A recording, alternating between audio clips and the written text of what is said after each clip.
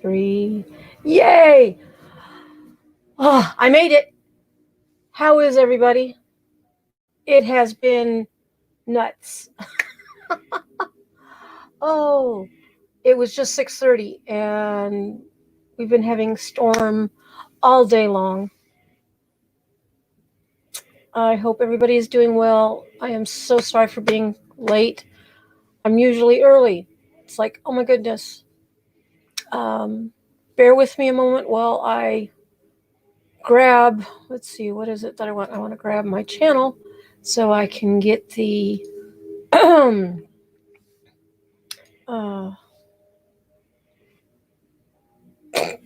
get the chat out of there because I never do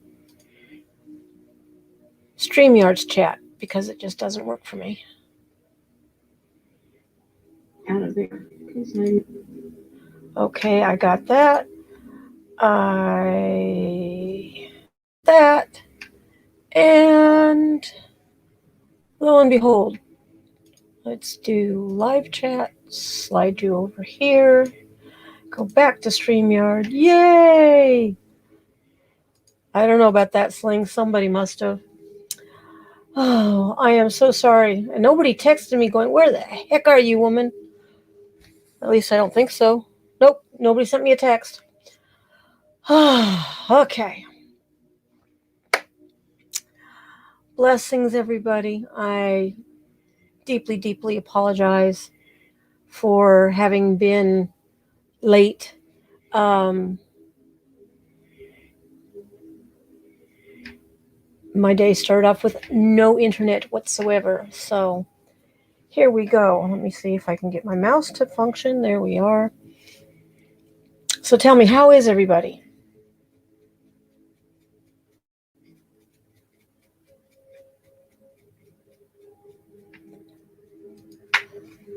Well, if my, like I said this morning, I had zero internet and I fought for 3 hours to get my internet back up. And I thought, oh, that is going to be the way of the day. I rescued a little kitten last night. You, son, are obnoxious. And sitting here, I heard a distressful mewing, and it sounded like one of the little babies, and I knew one of our cats had babies. So I got dressed and went out and almost stepped on this little thing in the ditch. And let me show you this little thing. Let's see.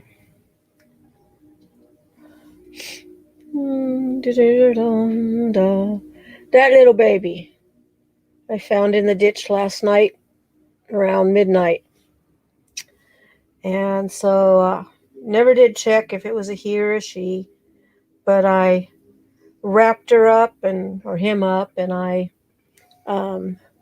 cleaned her up and got him to eat something, and they slept with me. Actually, they slept in the headboard above my head. But yeah,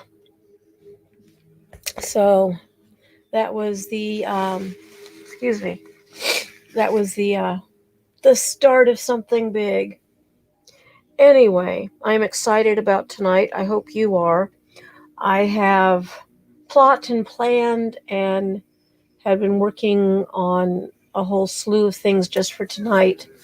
I also have the start of a workbook that will probably take me a couple days to completely get put together. And that will cover this. So I will make it available for people. Let's see, I don't want quite so bright. There we go. Now my eyes aren't blinded by the light. I think that's sort of better. Hello, Donnie. How are you, sweetheart? You're not on my Facebook. Shame on you. I want to open up the chat since we're a few minutes late, and ask a couple questions. Number one, just write a simple sentence. What do you think spirit guides are? And you don't have to be elaborate, just what do you think spirit guides are?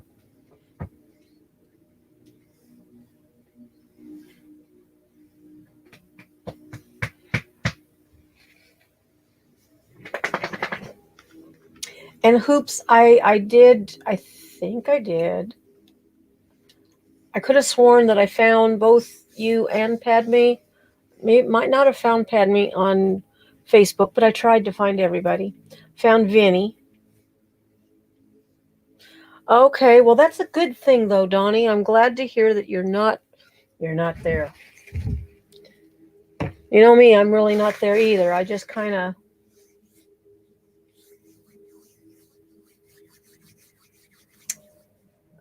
anyway, I make an appearance usually twice a week.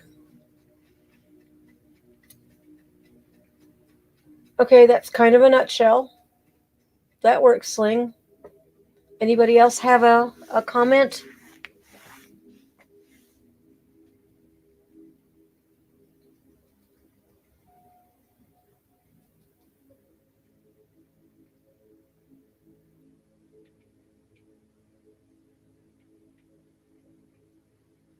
I'll wait till everybody finishes saying hi.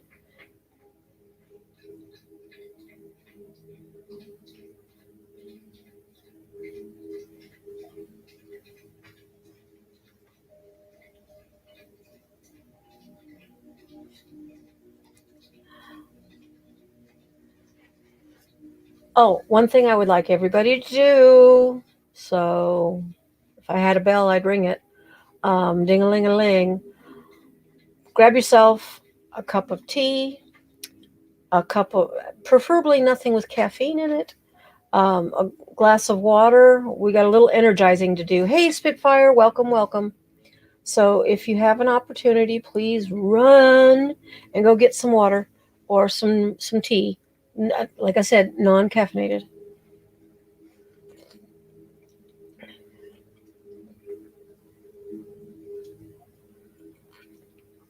Hello, Annette. How are you? Lemon water, that works, Sling. We're going to do a little energy to our drinks. And hopefully my hair will stay back. I will talk if you can still hear me while you run and get your water. And I want to explain a couple things before we get into this. So I'm going to break down a little bit as concise as I possibly can, and you know how I can talk, about spirit guides, about the different types of spirit guides, and then signs of spirit guides. At the end of it, we will do a meditation. Shouldn't be more than about 15 minutes. A couple minutes in, 10 minutes to sit, and a couple minutes out. Give or take. We'll see what the guides have to say there. And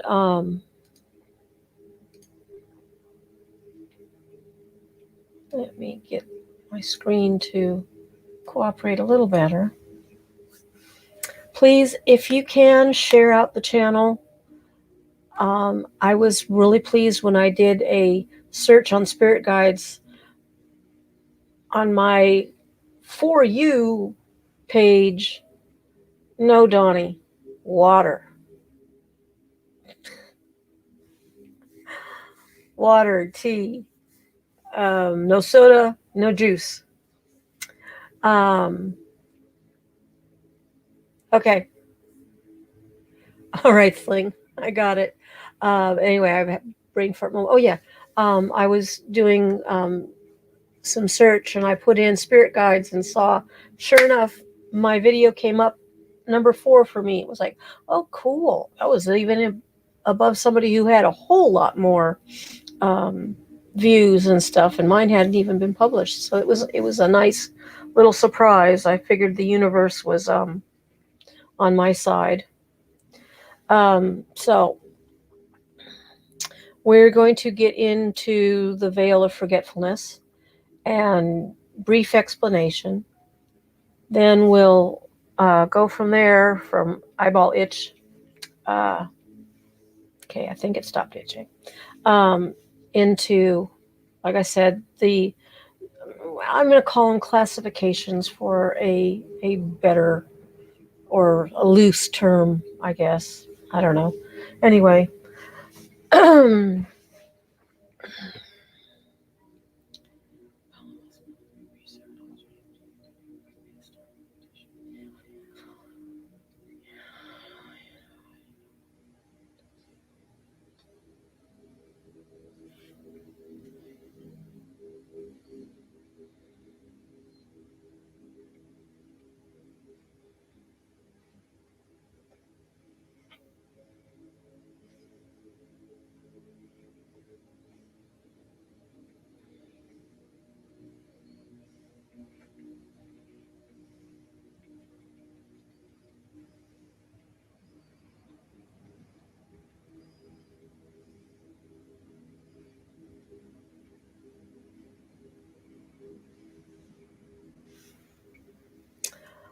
okie dokie. Hello, Beth. Welcome, welcome. Um, so the veil of forgetfulness. That's a term many people.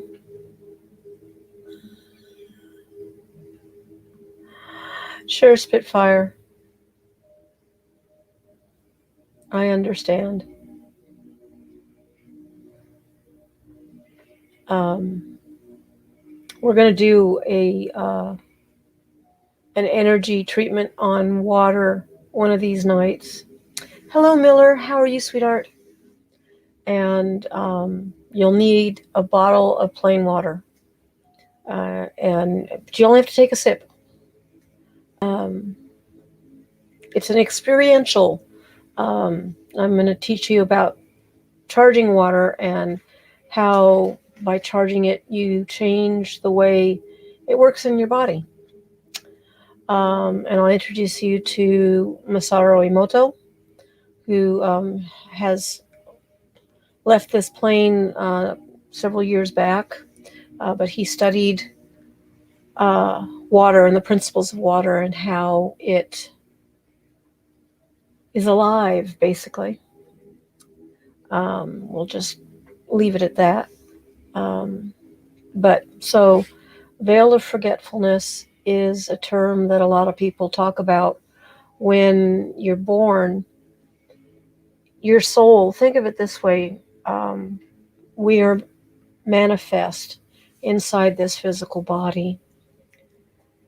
And in order for the soul to be able to manifest here as well, it has to lower the frequencies. So while we're up in spirit, our energy, our frequency is quite high. And then we have to step down until we can step in to our new body. And in that descent, we kind of like step through that veil where we soon enough start to lose that awareness of who we really are, who we were. And that's not to say that everybody does. There are so many children who have recounted knowing who they were in their past life and their parents of their past life, and was able to prove as much through conversations and remembering a name, and then somebody finding that name and then finding the person who passed. It just interesting stuff, but we'll save that for another time as well. So the veil of forgetfulness is so that while we're here, we don't have things mucking up our journey. We set forth lessons to learn, to experience, um, all in the name. It's okay, Sling. Welcome back. It just started. Um,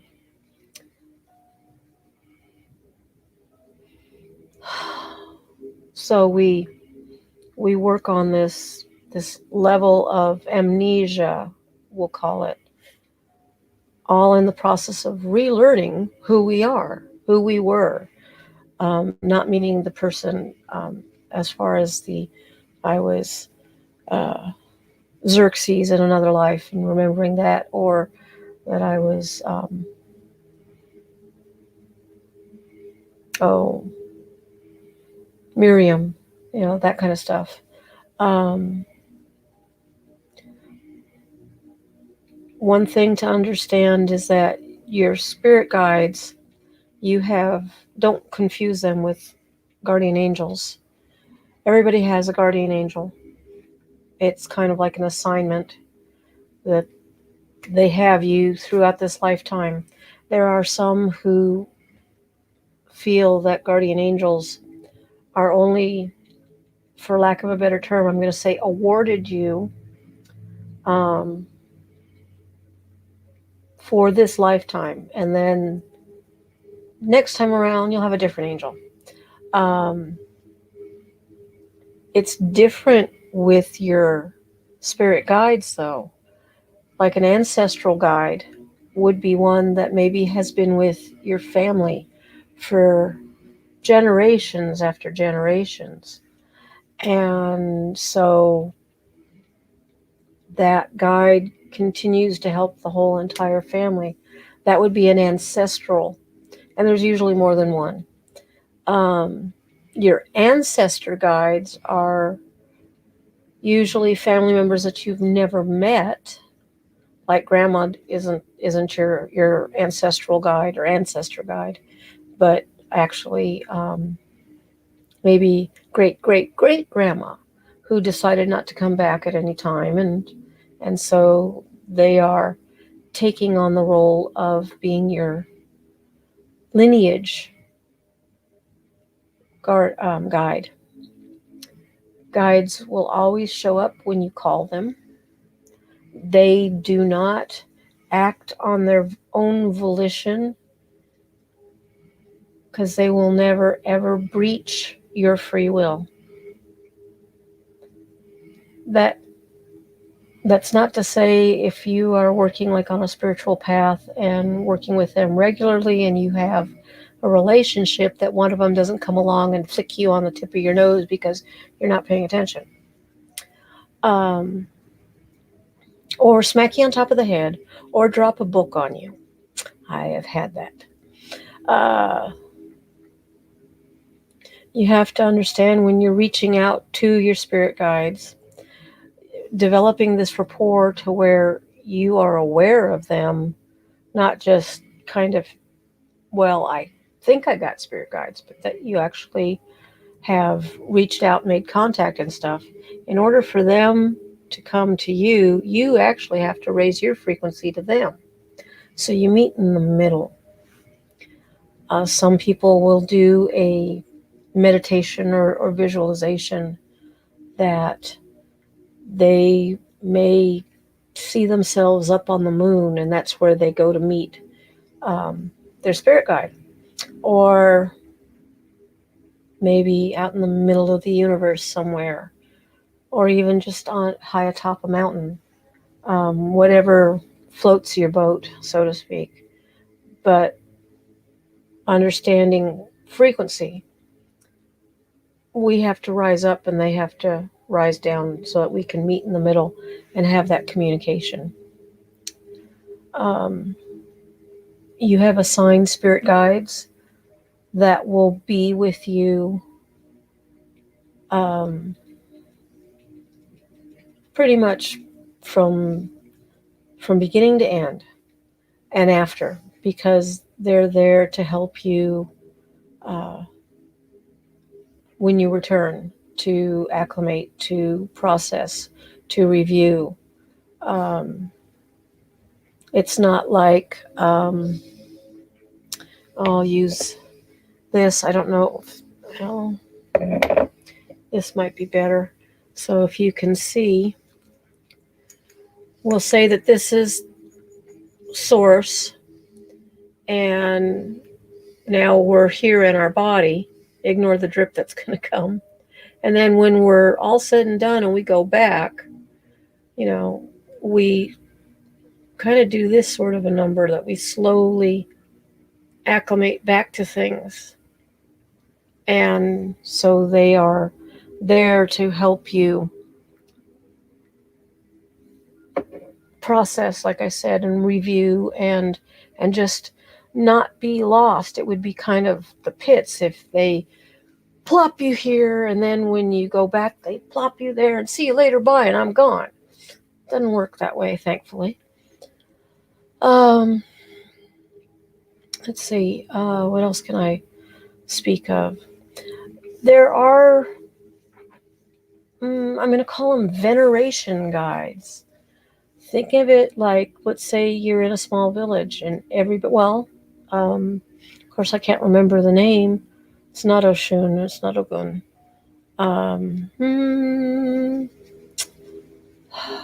There's a saint in Cuba or Brazil, one of the two, I think it's Brazil, that the entire country relates to. So this spirit guide, hey Pam, is a guide for the entire people. Doesn't mean that they don't have their own clusters or their own groups. We all have spirit teams. So you may have one or two, three spirit guides. One would be your main top honcho, kind of the one with the clipboard. Then you have spirit guides that are there for just a season to help you through a certain period of your life, to maybe get you on board to your next level of growth. You have a team of spirit physicians or spirit doctors, however you want to relate to that. You may have spirit shamans. There's just a whole entourage that walk with you. You're never alone. They're always with you. That's not to say that all of them are like following you to the bathroom and into the shower and stuff, but that would be too crowded. I'm sorry. And I do like my privacy. Hoops, we will get to that tonight, and I will lead everybody on a short meditation in hopes of opening up some facility to meeting your guides.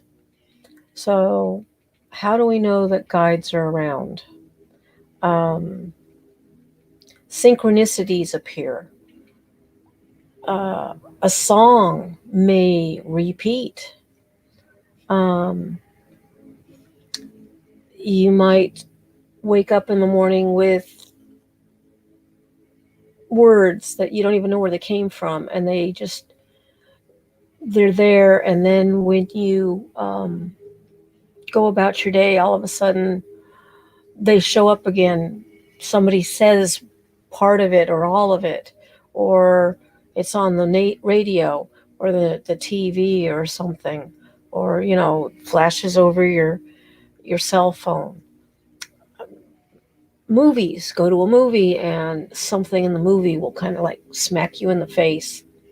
Those of you that have met Angela, my sister, she thinks of me.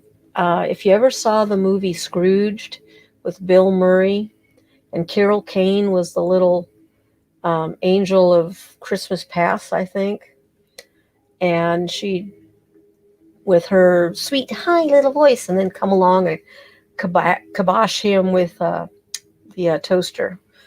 Yeah, that's what Angela thinks of me sometimes. Um, Let me think. There are deities. Uh, don't think of it in the notion of um, well, let me put it this way: gods are, or not gods. Guides are non-denominational. Okay, they.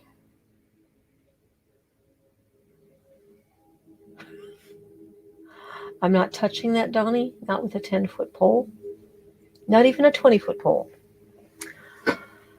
Um, but yeah, so some people will.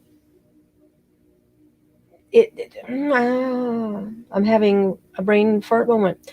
Back to deities. So let's say Odin, or the Orishas, or hey there, Yankee. Glad you're here. Um, well, even Buddha, Saint Peter, Saint Luke, Oshun. Um,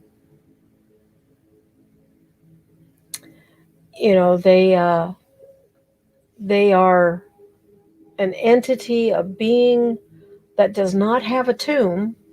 We know that they existed, we know that they were here, but then they just kind of like vanished and nobody can go find them. Well, they're viewed kind of like a deity. And so people will embody those energies um, in their spirit guides. Let's see. Um,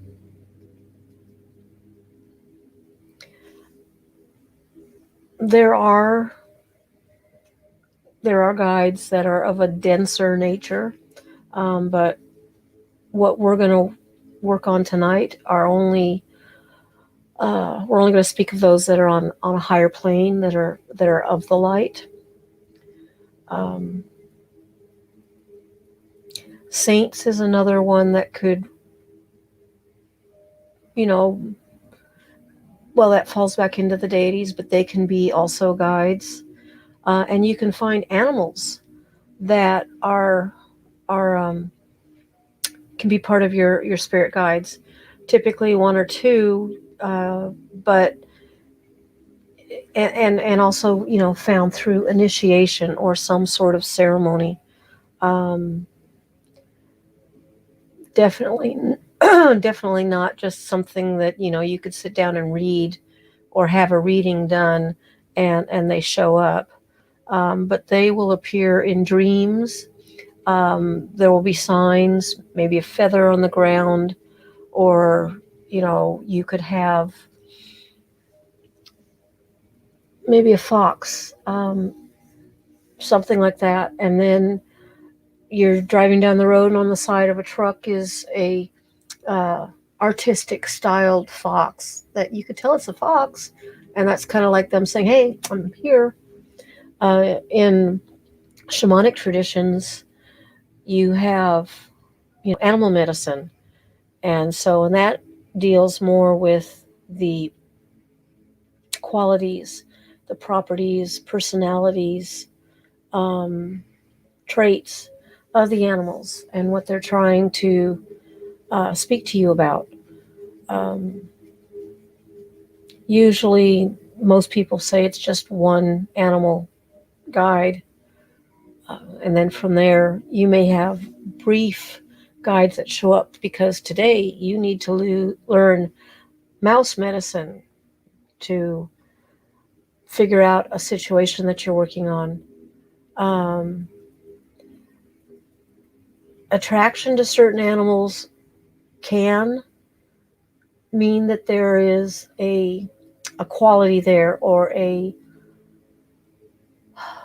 not necessarily that they're a guide, but you can meditate on that to see, and you can ask, are you one of my spirit guides? Are you here to teach me something right now? You're here to teach me deer medicine or owl medicine or whatever. It's like, for me, owls are a big thing. and I'm just completely all about the owl. So I know owl and I already know that owl is one of my animal guides. Um, Simple little signs. If you happen to have a thought pop up in your head, maybe of a person, place, or thing, maybe some air kind of flows around you, but you can't tell where it's coming from. Um, Driving down the car and having a flash of a vision. These are different signs of that your guides are trying to communicate to you. And here's one thing. Doesn't matter if you believe in them or not. They're still there. They still signed up to be there for you, to help you evolve and to grow and to prepare for whatever comes your way. So it frankly doesn't matter if you believe in them or not. They're there. So you might as well just kind of say, okay, if you're there, show me. That's always a good way to prove to yourself. Um, let's see, cold chills, goosebumps for no reason at all. That's a way to say that somebody's around. Touch. When I have worked with some of my guides, or I'm calling them in, and I will sit there and feel, how far out my energy is, and I'll ask them to step in. I will notice it may be just as fine as a hair tickling your cheek, that something has shifted, something has changed when I call them in. And I pay attention to that sense, to that energy. Then I will always ask them to step back out so I can see the difference between them being there and then them being out of there. If anybody is interested, please let me know, either preferably in the comments after this. No worries. Nice to see you, Terry.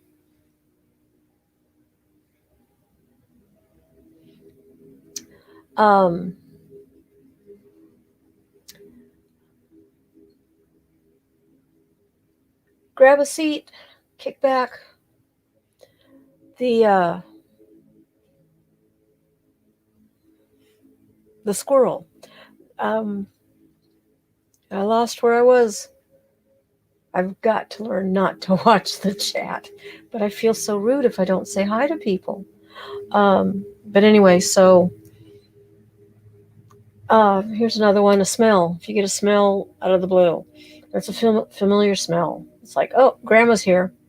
I know that perfume anywhere. Or the smell of cigars, or just something of a memory. It might even be chocolate chip cookies being baked. Of course, those would lean towards your ancestors more so than than just random spiritual guides coming up. Archangels, angels, they can be guides.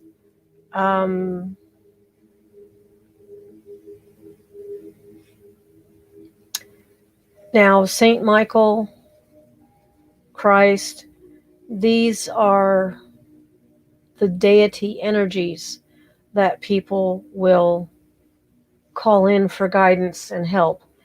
But they're in one hand, they are not a guide. They never are anybody's, I'm your guide.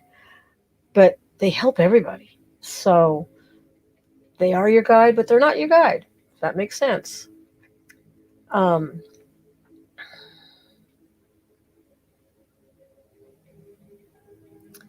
Understand that we experience this world through our five senses, right? Sight, smell, sound, touch, and taste. But all of those are an interpretation of vibration. Everything in the world is vibration. If you're not familiar with Tesla, Nikola Tesla, not the car manufacturer, I highly recommend you do some research. And maybe one of these nights we will discuss Tesla. But learning about Tesla and his energies and the way he viewed the world and the numbers and just everything about him, I am completely enamored. If there was one person that I could channel, or better yet, just sit down with on a park bench, it would be Tesla. I would talk to him in a heartbeat. Um, I feel very, very drawn to him.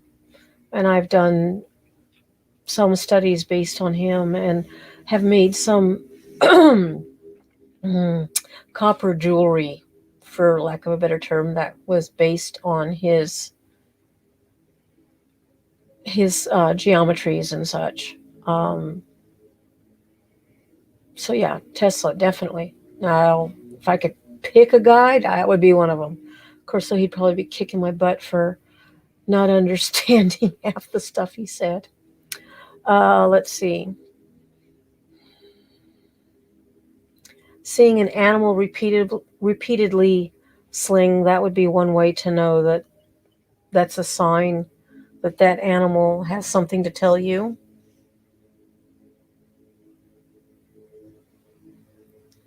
Um, and sometimes people don't really bring this up, but you know, science has proven that there are multiple dimensions, and there are multiple versions of ourselves, and so we could actually have a dimensional representation of ourself communicating with us. Excuse me.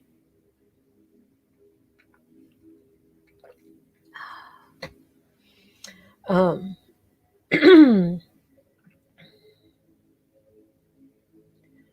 You'll remember that before we got here, we were all multidimensional beings. We're born here, then we're conditioned to think, feel, and believe a certain way. And all along, you know, we're on this journey to remember who we truly are. And I will probably drive you nuts with the notion, but understand that you are a soul, and you are a soul piloting a body or a meat suit, whatever you want to call it. And so there is this fine hair, this space between somebody pissing you off and you going right back at them. There's just enough right between for you to pause and go, wait a minute, let me think about this. Do I really want to lower my energy to that? Maybe they're just having a really bad day. I don't know what they're experiencing for them to lash out at me. So maybe just forgive them. Send them love and light. Um, doesn't always work, I admit it, because there are times that I'm not in a good space and that hits me and then I just go for the jugular. And then afterwards I kick myself in the butt repeatedly because it's like I lost my mind. I forgot who I was. I'm a soul. And I'm better than that. I'm still growing and evolving. Every day is a lesson. This world that we're experiencing, we're seeing it as in relation to our experience, if that makes sense. Because, somebody come along and smack you, they've done an action, you've experienced the impact, and then the after effect is the pain or the shock in the head. And we think that everything works that way, and it doesn't. So when we go to connect with our spirit guides, we need to be doing this daily.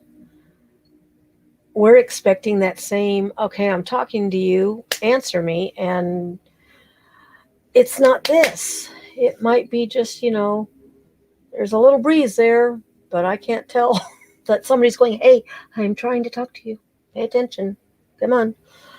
So don't expect the hammer. Don't even expect the feather. Maybe expect a single strand of hair. Um,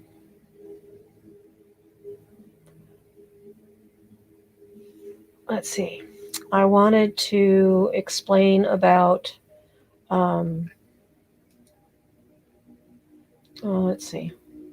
I wrote some notes down because I was going to do this good today. We already talked about meeting in the middle.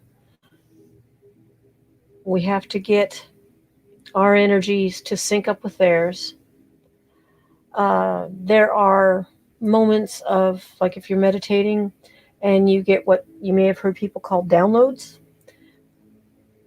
So you get this inner communication. Maybe in your meditation you see eyes with your eyes closed, or you hear a voice, hear your name called, see a face. Colors are your third eye, but they can also mean an energetic being that's coming forward. So you have to sit with that. Um, there are outer communications that a spirit guide is trying to talk to you. Children are really, really, really, really receptive to spirit, to energies, because they haven't quite lost that. So they're very connected to the spirit world. And possibly, let's say you're at the park and you're needing a sign for something. And a daisy, it means something to you. And then this little girl comes up to you and hands you a little daisy. Just out of the blue. No reason. Just here, smiling at you. That's your sign. Your spirit guy went and whispered in their ear, and then they were the delivery boy or delivery girl. And then I mentioned about the instant downloads. So it's kind of like them coming along with a complete file and just dropping it on your head, and now all of a sudden you've got, where did that information come from? That's another thing that your spirit guides are pretty good at doing. It just depends on where you are in this process of learning yourself and your path and what the guides want you to know. So I'm going to go over again. Hello, girly girl. I'm going to go over again the list. And again, this is not an exhaustive list, and I'm going to be actually a little more in depth than I was at the start on different angels and beings and such. But I want you guys to do me a favor. If you have a pen and paper, grab it. I probably should have said this a while ago, aside from your water. And if not, write it in the chat. But I'm going to mention some things, and I want you to pay attention. So before we go into that, in order for you to pay attention, you need to have a base awareness. So I want you to close your eyes. It's a good thing you're listening to me. I want you to close your eyes. And then I want you to just exhale the air you have in your body, just so you're empty. And then inhale through your mouth and hold it at the top.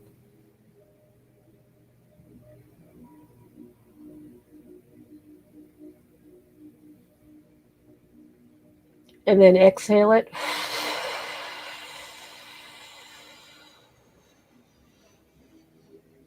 The exhale is going to be slower than the inhale. You're just going to nice and easy let that out. And we're going to do that 2 times. So if you're ready, please type yes in the chat.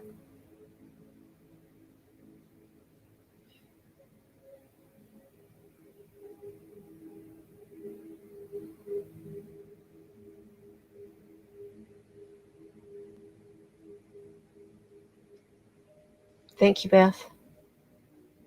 Thank you, Sling. Thank you, girlie. Padme. Thank you, Yankee.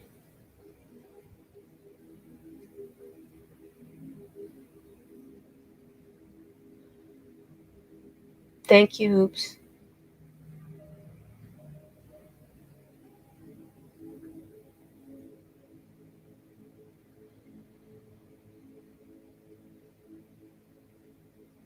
Thank you, Spitfire. I don't know if Terry's still here. Excuse me. Thank you, Pam. All right, so we're going to do this twice. And if you're ready, exhale, empty it all out, and then inhale, hold it.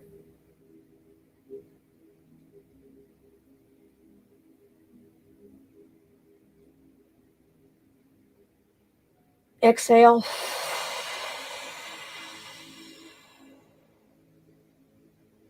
And just nicely breathe.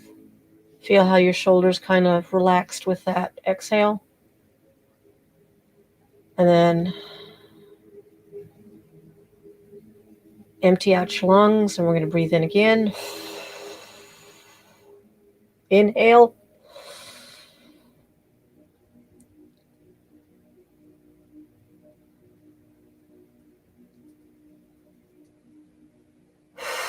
Exhale.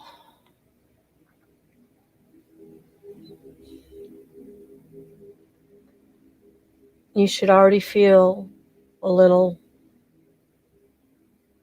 easier, not maybe lighter, just easier.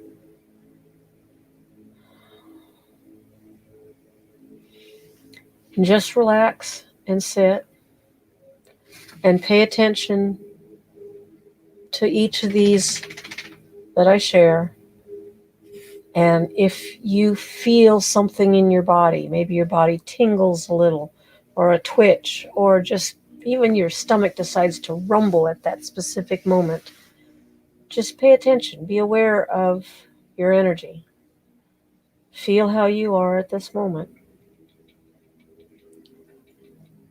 So now we spoke about the ancestral guides and stuff. I'm going to go to the angels and guardian angels. So we're all aware that the angelic realm is a very pure, high vibration. And I'm going to say that most have never incarnated on Earth. They've not really taken on any of our karmic experiences. They've not lived life to know what it's like to experience loss, to know what it's like to experience gain. They've just been a divine, high vibrational being from day one. Your guardian angels, you have usually one, sometimes two, and they are with you from birth. As I said earlier, they're very protective in nature. All angels are. They keep you safe. The angels and your guardian angels have kind of a gentle, tender, sweet energy. They are compassionate, unconditional love towards us humans. Your guardian angel, they step in to help facilitate you in your descent into your materialization into this plane. They watch you, they step in with you. They will, you've heard of people have experiences where maybe in a car accident they're out on a road, there's nobody around, but somebody shows up, pulls them out of the car, but then they're gone. And that's the guardian angels. The angels have the ability to materialize, not for really long periods of time, but they can take on human form and come in, do the job, and leave. You've got, because they are of such a high vibration, developing your third eye is key. Working with that, excuse me, you can learn to see them with your third eye. Their energies are very bright. I mean, they glow like a neon. And so if you get one coming up to you with your eyes closed, but you feel like your eyeballs, the physical eyes, are burning, that's a real intense experience. But that can happen. You can feel blinded and you may need to recover for a day or two. Then you have another aspect of angels called the violet flame angels. I use the violet flame in my healings. I use it um, just in kind of a grounding and purification of myself. If I think I've got Klingons attaching to me, I will spiral the violet flame around me. And it's an instantaneous thing because I've been doing it so much. Same thing when I think of grounding. There is this off the root chakra, the base of the tailbone. I have roots that literally shoot through into the ground, into the earth, on down, down, down. And it gives me an extremely physical sense. Um, it's a wonderful feeling of that grounding. Uh, and then I'll shoot that violet flame, and so it's like this, flame going up and the roots going down, and it's such a complete connection. It's wonderful. I'll teach you guys that sometime.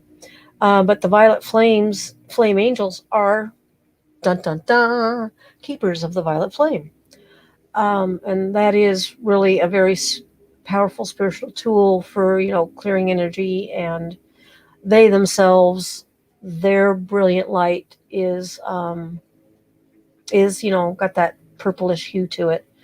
Their energy is more direct, and they're more a fiery angel, if you want to think of it that way. The angels, all the angels, are a very potent and powerful group. Then we get into the archangels, and the archangels are a different set of angels. They are more close to source energy. They're more powerful. They also have an enormous amount of responsibility for the human realm. Uh, it's not just, like we each have a guardian angel. The archangels are responsible for the entire planet. Um, hey, Divergent. Glad that you're here, dear.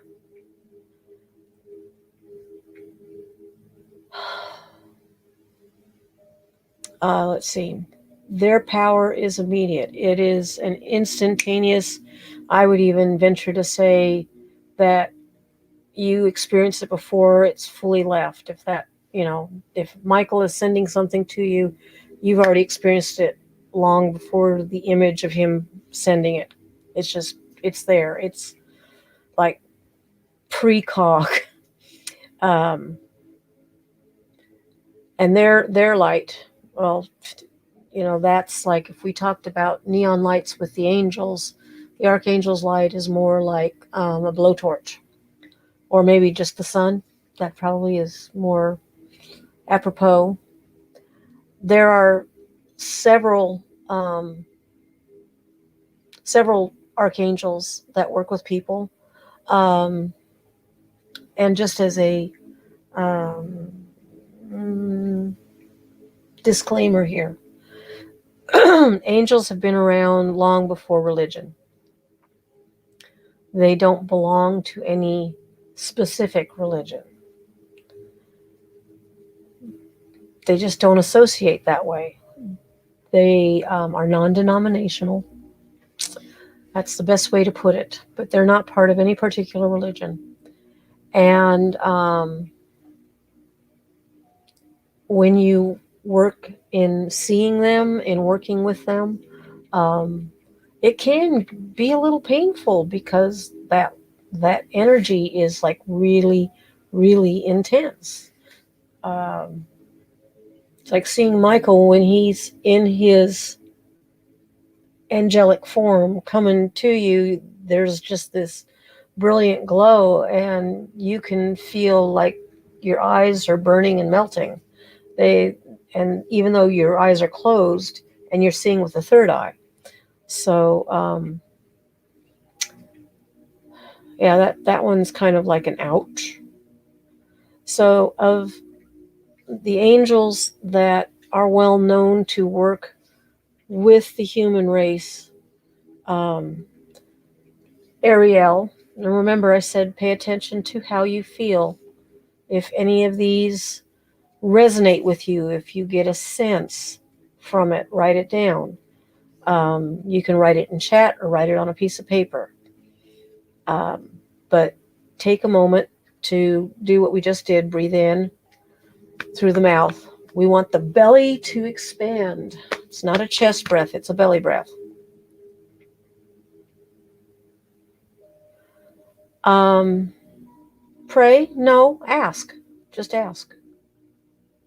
Um, I mean, you can just ask. I invoke. I always invoke the angels. Um, and, it's like I call Archangel Michael to stand beside me, to be here, present with me here and now, standing in my energy field, to be as my right hand and take my right hand. That's an invocation. And then I can just say, help me find the answer to X, or, show me what it is I'm missing. Uh, it's personal, right? It's each of our paths.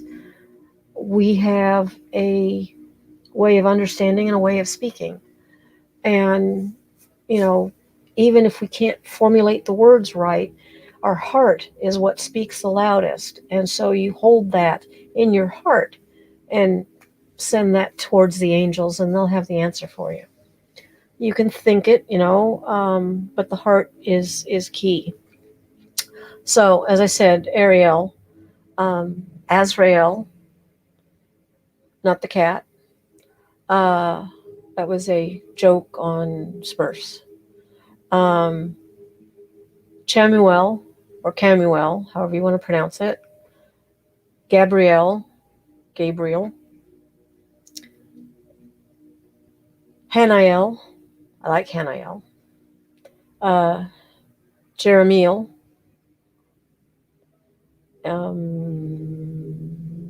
Jophiel. Metatron. Michael. Raguel. Raziel. Raziel is, don't know what it is I got for him, but I got something for him. Sandalphon, Uriel, um, Zadkiel.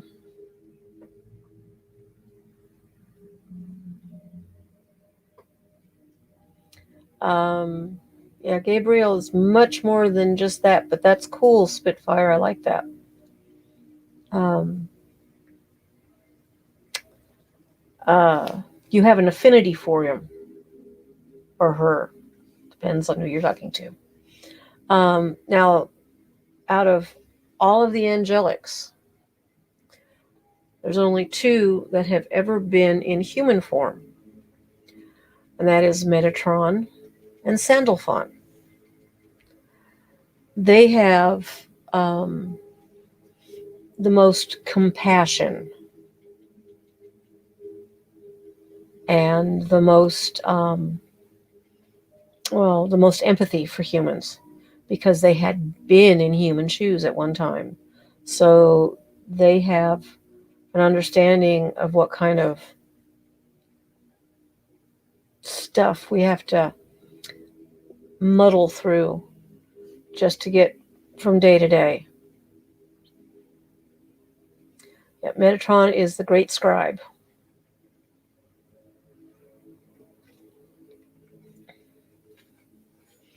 Um,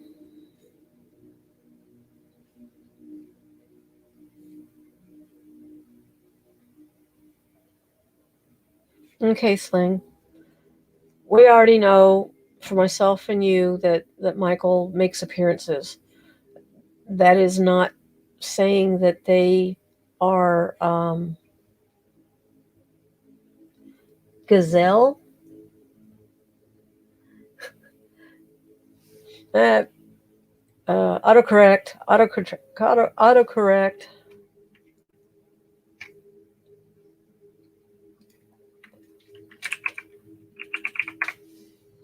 Um,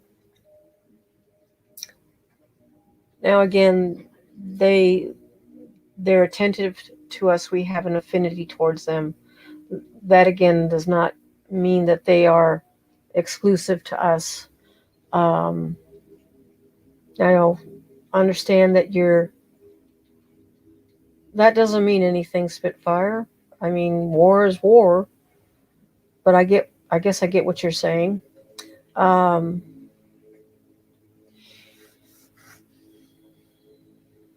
Metatron wrote about wars. He had to scribe everything. He had to write down the stories.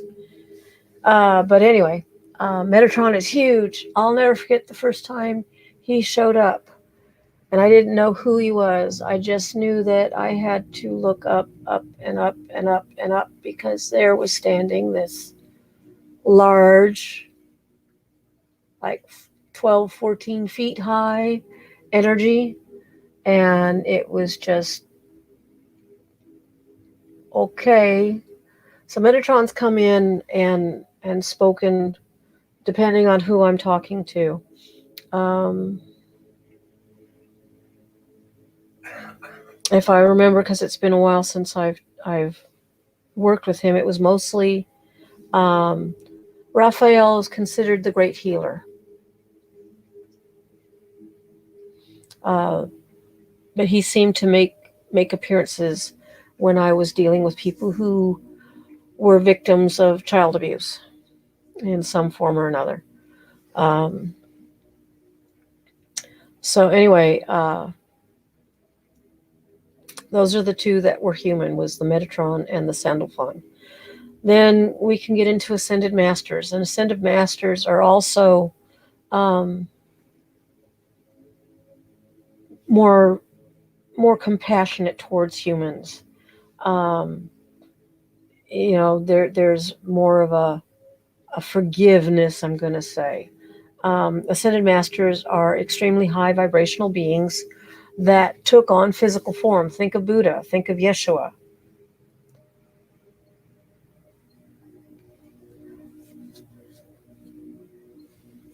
Um, I don't remember what Enoch did.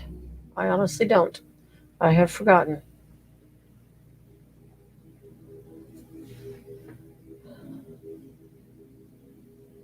But he was the one who spoke between the angels. He he witnessed a whole lot of things. He saw heaven and hell. But anyway, back to the Ascended Master. So Yeshua, or Jesus, um, Mary Magdalene, Buddha, Kuan Yin, Master Saint Germain, Confucius. I'm iffy on Confucius. I think he was pretty much an a-hole. Um, but for some people, they view him as an ascended master. And then, of course, Mother Mary, who is also considered an ascended master. And so, here they manifest into physical form. They go through all the trials and tribulations. They are um, masters of the process of illumination, meaning that they know the rigors of spiritual growth. And so they know how to take on this physical form, but also retain the vibration of their spirit. So they never have to actually descend in their energy. Um, the biggest thing about them is that, well, they're here to teach you that you can do the same thing. Um, We have elevated ancestors. So elevated ancestors are the souls of people that came before you, generations upon generations upon generations, that were here. Not always are our ancestors of the light, but again, we're going to choose to connect only to those that vibrate with the light, that vibrate from a higher perspective. They are the ones that carry our lineage. And with that, they also carry the things that we may need to heal within the lineage. You know, something that happened 10 generations ago, and it's resident within us, still carried by them. And so through their interaction, we're able to heal that. And that way, that cycle ends, that torch can be put to sleep. Um,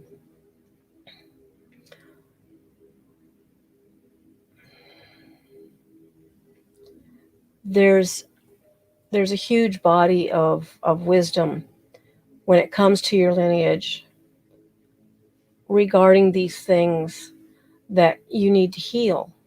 Again, regarding your heritage, um, because you learn about what needs to be transformed. And then all these experiences that we've had, maybe 30, 40 generations down the line, our progeny, we're going to be their guide to that, carrying that trauma, drama, and whatever, for them to be able to help heal, because that those experiences get passed down. Um, I have explained to people many times that when you have deja vu, like having a flash of sitting at the table peeling potatoes, and so you think, uh, you're remembering something that you had done before. That's one type. The other type is a past life where that was you in another form doing that action. But the third type of deja vu is what I call a cellular memory, because your cells possess all the memories of your ancestors. The two cells that made you, mom and dad, you have all of their memories up to the point that you were conceived. Their two cells of grandma and grandpa go to them, that go to you. See, so many generations of experience. I would not call it a curse. It would just simply be the the experience. So getting raped by somebody 5 generations ago, you might have a flash of that moment and not understand where that dream came from, or where that vision came from, or that deja vu came from. And so you experience it. It's because it's in your cells. Your cells contain data. They're little computers, basically. That's just, being very simplistic in the explanation of it. But these things we can heal. We can remove it. We can erase that memory bank, and thereby erase the trauma, setting that ancestor free, healing that trauma that they've been carrying around for countless generations. Um, we want to, yeah, and that could be a cell memory. It could also be a soul memory. So see, there's the thing. Soul memory, were you the one driving the car or in the car with somebody else another lifetime ago? And that's your experience, and you brought it here. We have a lot of illnesses, a lot of disease, a lot of phobias, or just downright out fears that we function from that aren't of our making from this lifetime. We brought them with us. That's why doing a spiritual path and working on things to clear the past out so that we aren't maybe having um, pain in a particular arm for no reason, but oh, you crushed that arm the last lifetime, uh, a rock or a boulder rolling down, crushing your arm, or a car falling on it, or whatever. But um, and you've just always got this ache, and you just can't get, and they can't find anything wrong with it, but it hurts. Me too. I do not like bridges. Forget it. I always get this feeling of, and I'm going to take it one step out there into the outer limits for you, Crystal. I have had numerous occasions of having a flash memory of myself, this person, experiencing something at the same time as I'm driving down the street. Um, so I have been driving down the road, and then all of a sudden I have this gut wrenching feeling of my car careening off the side of the road, over the bridge, whatever, but going off. And it's me, it's the same, same look and everything else. And I'm behind the wheel. And it gets me in the pit of my stomach. And I believe that that is a dimensional experience because, science has proven there are multi-dimensional versions of us. And I think that there is a thread between us. Um, some people maybe who are, psychic, whatever term you want to call it, in tune, in touch, clairvoyant, gifted, cursed, whatever, that experience these things. And I've unfortunately experienced them a lot.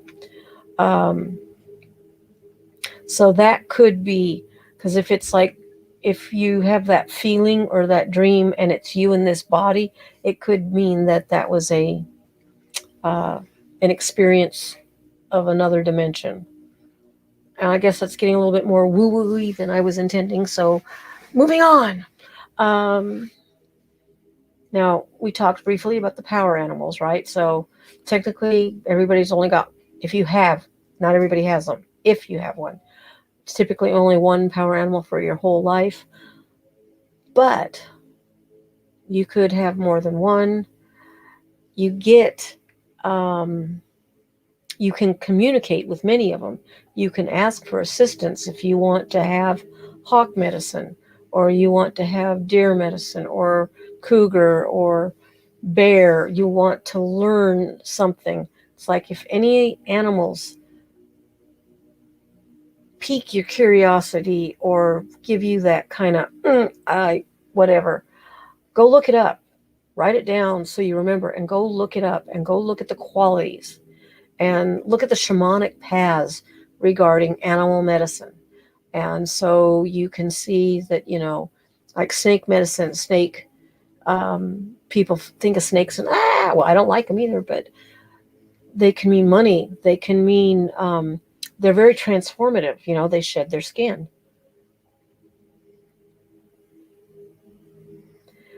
So wolf, dog, coyote, and foxes are all different medicines. They're not the same.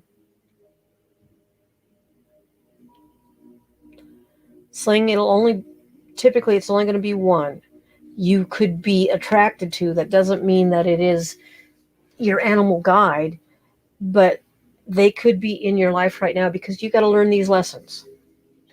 Or you just have an affinity towards them, and that is a great one to go and talk to them and ask for guidance. But it's like if you are drawn to any of the power animals, look them up, not just in the shamanic Native American traditions or even other Aboriginal um, traditions, but look up the sciences behind them. What are some of their characteristics? The wolves that mate for life, or whatever it is. The eagles. Eagles are very much, um, they mate for life, and they will be lost without their mate. And a lot of times they'll die if the mate died. Um, Same thing with swans. Swans mate for life, and uh, if one dies, I remember reading, somebody killed a female swan, and the male swan, um, he just kind of went into depression, and they had one baby, and that baby was what saved his life. He took to caring for that that uh, that I don't even know what they call it, swanling.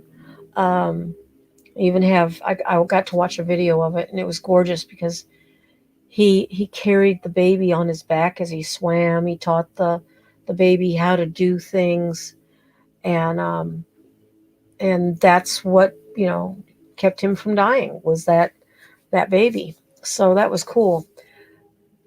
I understand sling, but I'm trying to point out that even though you favor it, doesn't necessarily mean that that is the one.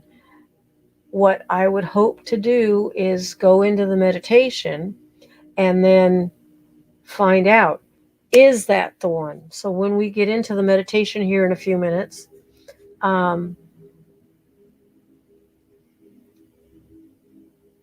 make that be your question. You know, if you want to know who your power animal is, then ask. Let that be your conscious thought. Guide me to my power animal. And let that be what leads you into the meditation. If it's which angel uh, likes to work with me or wishes to work with me. Not, you might find out somebody else that wants to work with you. Anytime you want to bring in your guides and stuff, uh, you ask. Invite them. It's like, you know what? I think tonight I want to have a conversation with Mother Mary and Yeshua. And then, let that be what's here, what's utmost in your desire, and then go in. And a couple other things to cover before we get into the meditation, because I've really rambled longer than I anticipated. But we know me, and foolish for me to think I could do anything in 30 minutes. So besides power animals, you also have plant guides. This is right up Brother Paul's alley. Plant guides. Plants are sentient beings.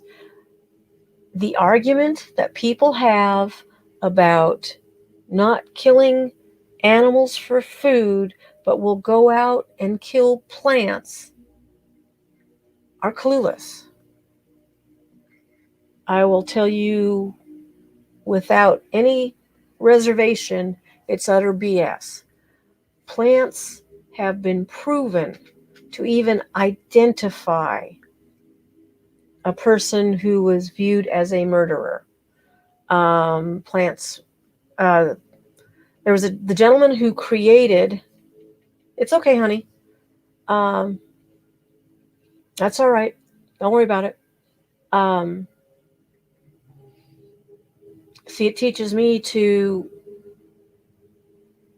say we'll address it later instead of, and I just can't. I have to. I rather talk and share and help answer questions. So back to this guy. He was the one who created the lie detector, and he thought he could use that polygraph to discern whether or not the plants needed water and stuff. That was where it started. But as he hooked them up to all of this sophisticated stuff, he started realizing that the plants were being active during specific scenarios. Um, one was music. If they didn't like the music, the plants reacted really wildly. Another thing that he discovered was that plants were a good lie detector as well. Uh, the Russians did this test, but so did he. When he started to really get involved in testing the plants, they had a room set up, kind of like a little greenhouse, and had everybody hooked up except for maybe one or two plants. I'm not sure. I'm not sure the whole entire thing, but everybody's hooked up, and they had people coming in one at a time, and they would do things, water the plants, take off, little clippings and stuff, pruning, whatever. But then one of the techs or volunteers, whatever the person was, came in and took one of the plants and literally ripped it to shreds. They pulled it out of the soil. They just started to tear it up and toss it everywhere. Talk about carnage. Oh, baby girl. Um, but So in the process of that, what they discovered is at the moment that the plant was being murdered, all the other plants went haywire. The polygraph was just going nuts. So they saw that there was that effect, right? That awareness.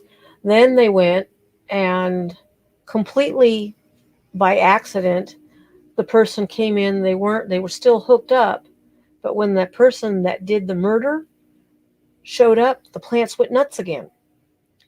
So that preceded them to do the testing where they'd send in other people and the plants, no reaction. But every time that one person came in, the plants would go nuts.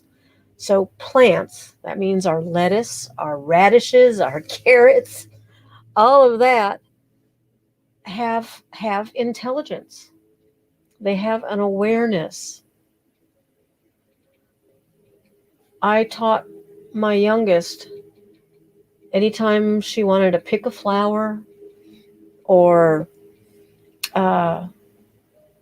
even picking vegetables or fruit, to ask, and say thank you. Thank you for nurturing and nourishing my family or me or whatever. But I always showed reverence in my garden. And I think I told you guys this story at one time. She was 10, maybe 9. I don't know. I don't even think she was that old yet. But she was playing with a younger child, and she spent the night at the neighbor's house. And I think they were like 2 years apart. And I get a phone call in the morning about telling me to come down. And that she wanted to talk to me about Nisha. And I was like, oh shit, what'd she do? And so I get down there, and I'm just like thinking, oh no, because I could tell that the woman was a little bit conservative in a religious aspect, kind of like didn't want her assuming things or whatever, because I was very natural. And anyway, sitting down with her and having tea, and the kids are out in the back, and I'm watching Nisha. She's playing with the other girl out in the garden and whatnot. And she proceeds to tell me that, they were in the garden and stuff, and that she was cutting flowers. And then Nisha looked at her and asked her, did you ask permission from the plant? And I was like, yes! I was great. I must have beamed and I was like, oh, really? But yeah. So anyway, so plant guides, they're very sentient. They discovered, check this out, in Africa, we already know, at least I think, the trees, the roots go way down. Well, they also have a connection. It's like mushrooms miles apart. They seem to somehow daisy chain from one to another to another. And so there's this communication going on between them. So anyway, in Africa, they discovered that when an elephant was like attacking a tree because it was lunchtime and it was eating that tree sent signal, SOS, whatever, to the other trees. Those trees started producing a toxin in their leaves so that when the elephant got to them and took a bite, it wouldn't eat them because now they were toxic. They tasted bad or whatever. And they saw it happen more than once. So your trees communicate.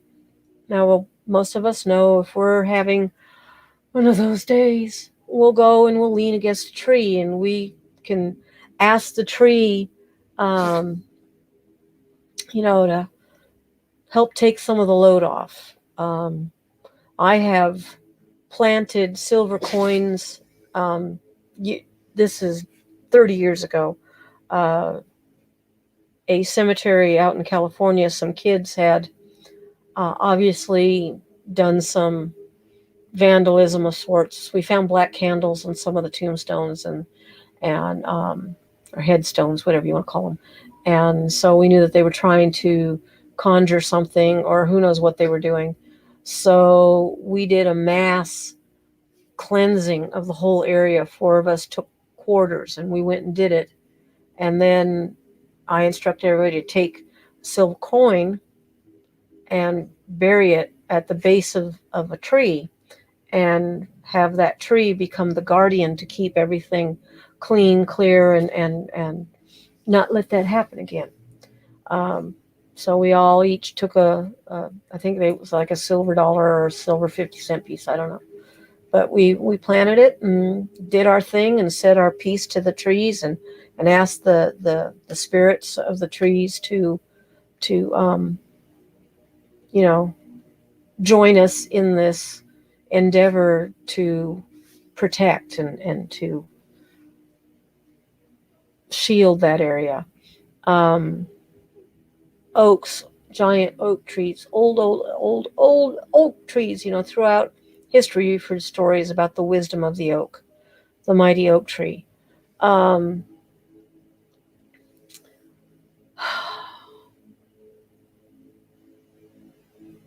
the trees are wise spirits, and they will listen. And now do not sit at one tree over and over and over and over again to have it take away your junk, because then you begin to toxify the tree. And the tree will gladly do that. It will keep taking it until it dies. So don't do that. Divide it up. Find other ways to get rid of it. Plant medicine. So most people have heard of peyote, ayahuasca. There's San Pedro, and there's also Iwoga from Africa. So all shamanic traditions have some sort of plant medicine, and typically it's sense altering. It helps to open up your perceptions to be able to connect to spirit, in the spirit world much more easily. It is not a fun trip. I have not done it myself, though I do want to try ayahuasca. I have not tried it. Something about vomiting just doesn't, um, just vomiting doesn't float my boat. Now, um, absolutely, absolutely, Paul. You very much have a tree spirit kind of essence. You know, I see the druid. Let's see. So two other types of energies that we can have as guides, you know, are gods and goddesses. The ancient gods and goddesses. It's the energy. It's the archetypal energy. So Zeus, or Jupiter, or um, Odin, Thor, uh, Durga. Kali, from the Hindu goddesses. Um, they represent major themes to help humanity evolve. So they'll help you embody those characteristics. That too helps you evolve. And then the last of the woo woo stuff are star beings or star seeds. And yes, there are beings from other planets that have a keen interest in our young infantile world.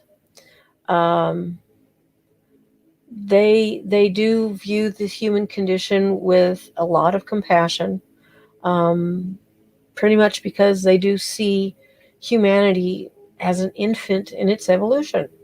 Um, and just like everything else, not all star beings are of the light. So you always want to go in with the highest and purest energy to help us evolve. With unconditional love, key is always unconditional love. Now, if any of these kind of make you twitch, twinge, tingle, or go ooh, Hecate is interesting. I like Hecate. Um, People see her as a dark entity, but she's really not. She's about rebirth. Um, even though she does, there's the underworld, but we'll go into Hecate another time. Maybe we will address that in another stream as different archetypes.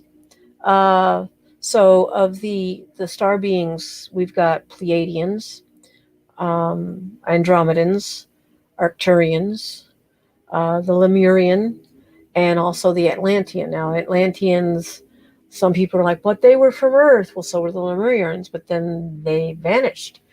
And many people think that they transcended into spaceships. The big thing with the star beings that you will always notice is they have a thing about tech. And it's tech and healing. So if you're interested in healing and you want to use tools, some of the the Tesla, they make a wand kind of thing, but tech.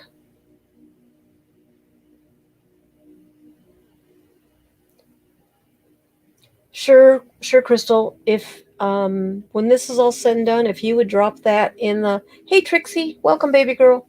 If you could drop that in the comments when we're done, that way it'll be there and I will remember, because a lot of this stuff I won't remember when we're done because it channels through me. So anyway, so how to connect, because the meditation is coming up. Conscious intention. Remember I said hold that thought, like when I was telling Sling, if he wants to verify the eagle or any other, it's like hold that thought, that conscious intention. And you could use, a mantra. Make your own mantra. It doesn't have to be Om Shakalaka. I'm being silly. But, it's like I consciously intend to open the door for Yeshua and Mother Mary to come in and speak with me. I consciously open the door to connect to Yeshua and Mother Mary. So you just kind of hold that in your head and you repeat it. It's a sustained focus over and over and over again. It becomes your mantra. Spirit guides cannot violate free will. Angels can, but that's a different story. Spirit guides will always answer, even if you don't think so. The thing is that it might be that you're blocked, that your channel is not tuned in to the right channel. It's like you've got an AM FM radio and you want to hear 106. Yes, there is a meditation with Master Co at 10 o'clock tonight. And then there's another meditation tomorrow for the eclipse. But I'm not sure about the time of the eclipse, Donnie. I will after the meditation, I'll do a quick look on that, okay? But anyway, so back to, what did I say? Where was I? I was saying sustained focus. They will immediately answer your call, but you may not be tuned in. So we're going to pretend these are my knobs, or maybe I'll turn it this way. And I have an AM FM radio, and I want FM, and I'm trying to get 107.6. But for some reason, I'm still on AM trying to get the dial. I can't get there from here. So I cannot get Yeshua if I'm on the wrong channel, if I am not in the right frequency. And, anytime you want to pick up something on the radio, you've got to be on that frequency, on 107.9 or 106.9 or whatever it is. So if you think you're not getting an answer, it's because you're not tuned in. So it does take effort, concerted effort, to get tuned in. Holding loving thoughts, thinking good thoughts. Think of one thing that makes your heart just burst, and hold that. And then as you're holding that and remembering it and feeling it, even if it's 20 years old, but it's still a feeling that you can call back anytime, you hold on to that and you use that as the stepping stone to get you up into that frequency that you want to be able to connect. And remember, you're going to go up and they're going to come down in order to meet with you. Doing a ceremonial space, right? So, all throughout the worlds, all throughout the countries, there are like circles of stones and cairns and things. And so by setting up a sacred space, and it could be just one candle at your desk, and this is where you're at, and you mentally imagine the circle around you, and this is your sacred place that you are going to sit with. You're not leaving, and you're creating that energy. Ceremony is key in so much to open up this portal for them to come through and you to go through.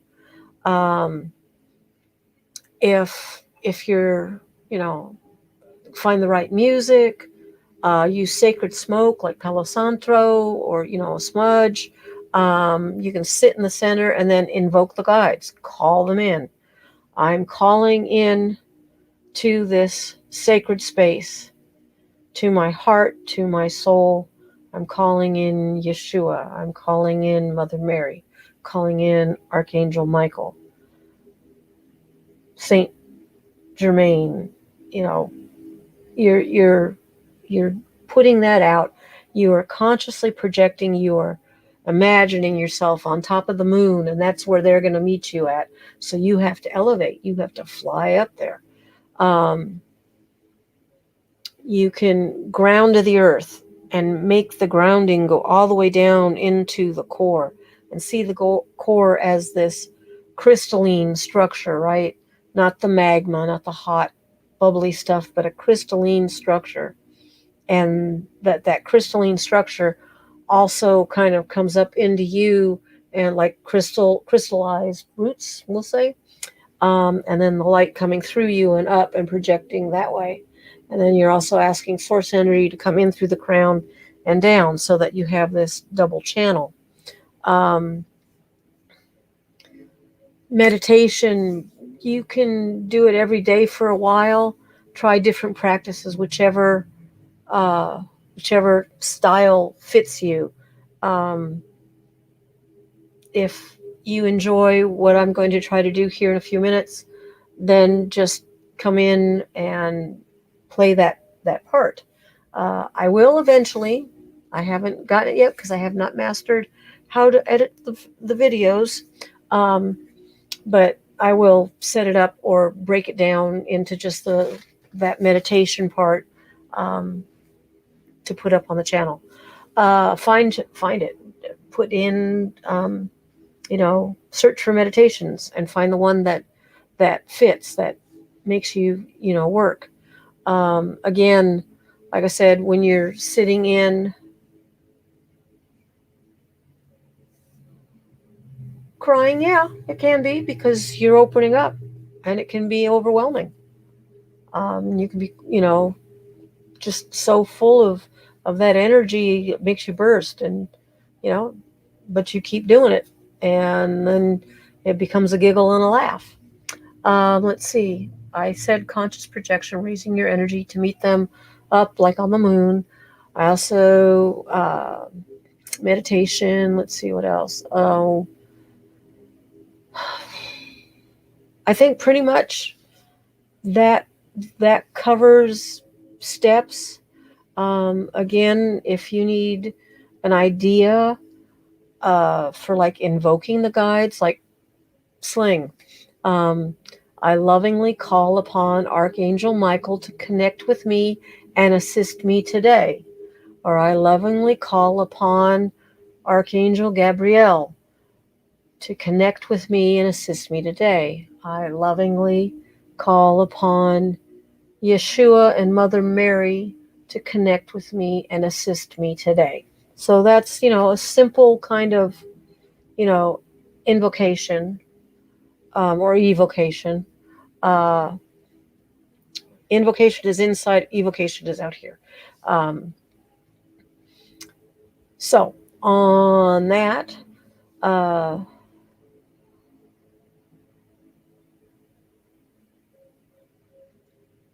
we're going to go ahead and start the meditation in a moment. So if you need the bathroom, go for it. If you need more water, go for it. Or your Spitfire, your purple powder. I don't know what you called it. I forgot. Um, what we're going to do is we're going to a crystal cave. And you are going to go there to meet your spirit guide, whichever one either you decide or that you are open to meet the spirit guide that wishes to make connection with you today. Um, so we will all sit down. I'm going to guide you into connecting because we're going to connect from one to another. We are going to create this grid, and we will imagine a cord going from our heart to the heart of each person and vice versa, so that we become lovingly connected. Know that nothing can harm you. When you are at a higher vibration, nothing can get in. If your energetic field is always nice and elevated, well, you can't get boogies, attaching to you. No, what do they call those things? No sticker burrs on your butt.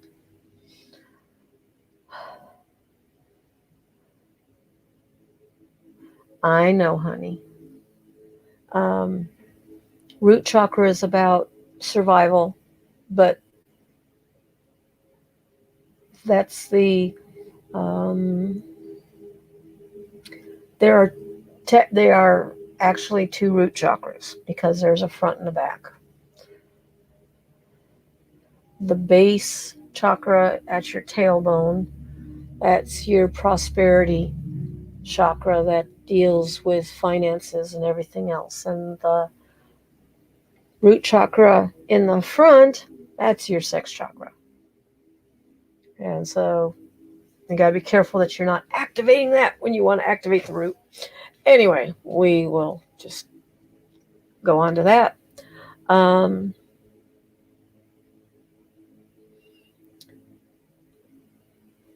Let me know when you guys are back from the bathroom or if you're ready to go ahead and jump into the meditation.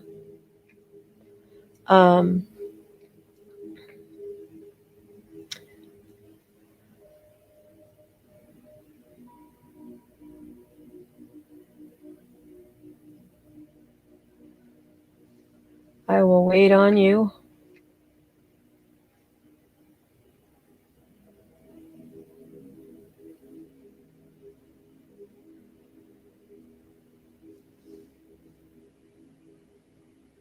Okay, thank you, Paul.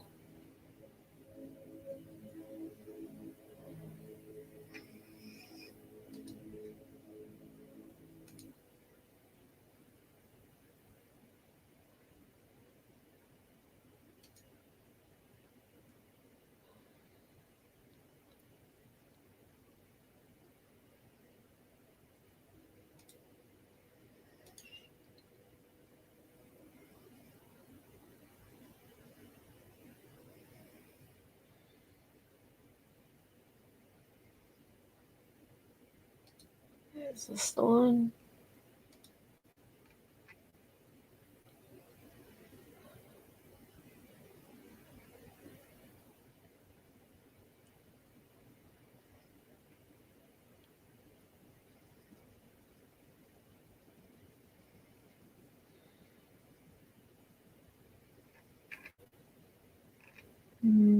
I thought it was, but I don't think it is. Is this? No, that ain't it. Where is that one that I saw? Okay. I know it wasn't you. I didn't like you. Is it she?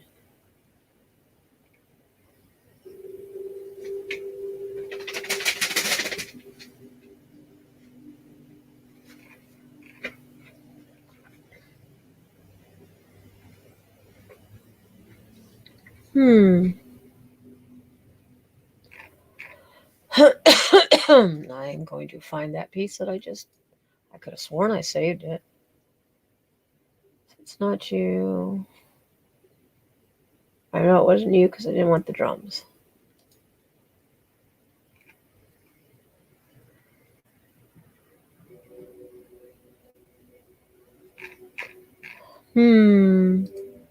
What'd you do, child? Okay. Come on. Okay, so no to you. Come on, stop being a butt. I need a new mouse.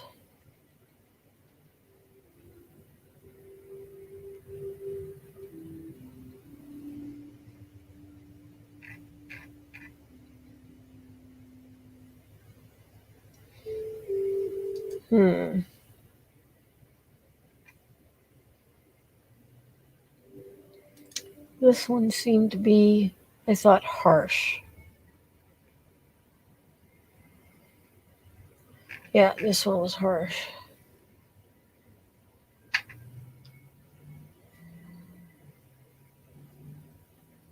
Don't mind me, I'm talking to myself because I'm trying to find a piece of music that I saved, and apparently I didn't save it well enough. Because nothing's sounding like the one I thought. And I wrote on it that I was going to use it tonight so that they knew.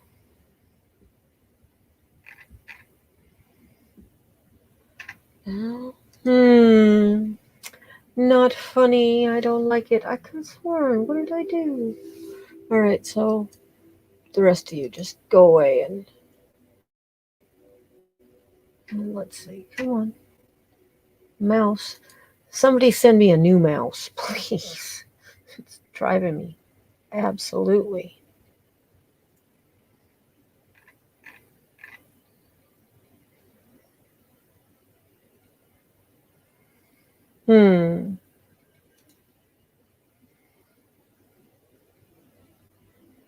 Nope.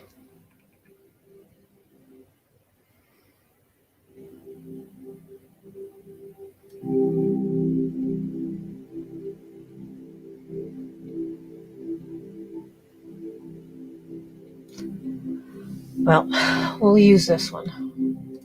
Okay, I am back.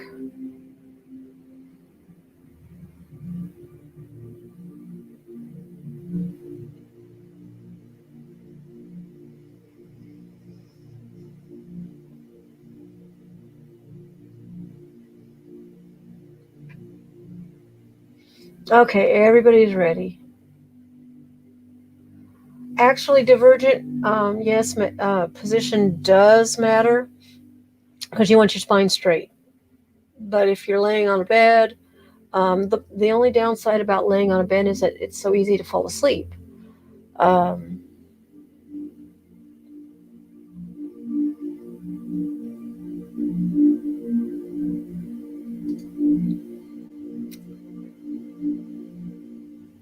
is the music too loud?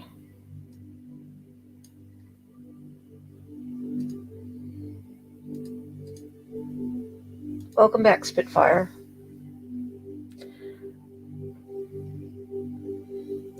When you're meditating, your body will do all kinds of things. If the energy is moving you, you'll find yourself kind of swaying, or you may actually be kind of like on the edge of falling asleep and coming back and falling asleep and coming back, and that'll be the bob.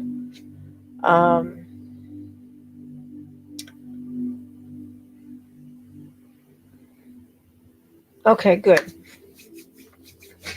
Alrighty. I think everybody is here, so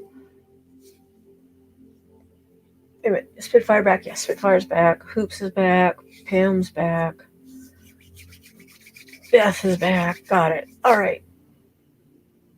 Beth, no? Oh, no, not too loud. All right. That's okay. Too many questions going on in my mind. So, I want everybody to take a moment.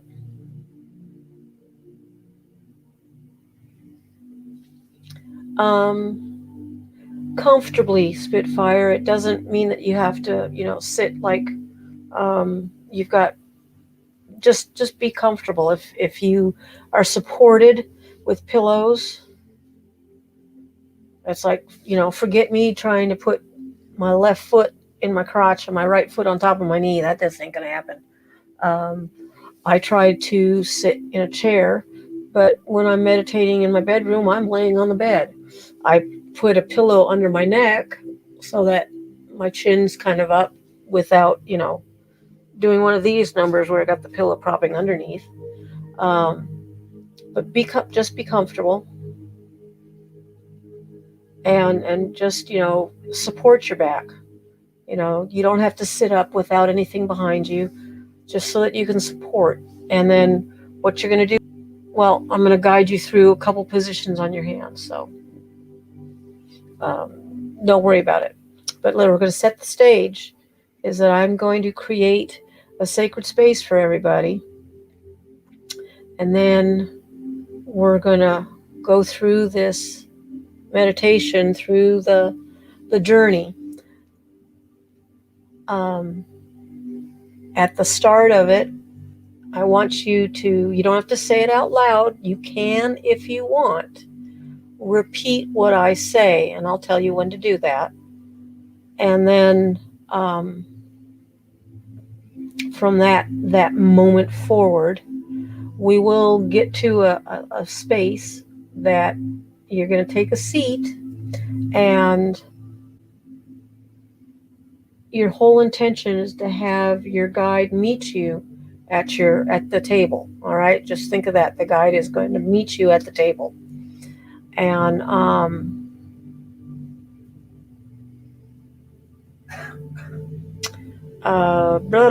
brain fart. And then we will have a few minutes. Welcome back, Donnie. We'll have about 5-10 minutes, probably 10 minutes of silence, and that is totally for you. And then I will start to bring you back. So again, to set the stage, create sacred space. I want you to let go of all expectations. Don't go in with this, I'm gonna meet him kind of thing, because that could actually block you. Just be open. Because if you're expecting the hammer to fall, it's probably going to be nothing more than just a little flutter of air. You could see a face just get in your face up close and personal and then disappear again. You could see eyeballs. But anyway, everybody's back, so we're going to start. So get comfortable. However you want to be, just get comfortable. If you can put your feet on the floor, put them flat on the floor. If you can't, don't sweat it. Just be comfortable, because you don't want to have just something where you have to keep doing this, right? So, and then I'm cheating. If you wear glasses, take them off. Because you don't need to be typing. I want you just to chill. And you really want to have no distractions, okay? Because if you are really up high and somebody comes in and grabs you to get your attention, that jolt physically hurts. I have had it happen to me, and boy, was I pissed. So when you're ready, I'm going to ask everybody, we're going to count down from 10 to 1. So with your eyes open, just kind of relax. If there is anything you can kind of diffuse your vision at, I would say my nose, but that might be a little bit too much. Just kind of at the top of your screen or whatever, just kind of a daze. Let your eyes just unfocus. Place the tip of your tongue to the roof of your mouth. Sit comfortably. Know that from this moment on, you are present in sacred space.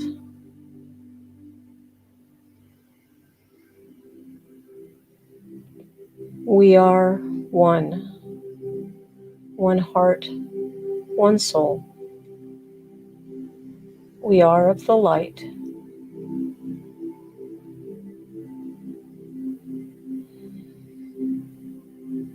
Breathe in,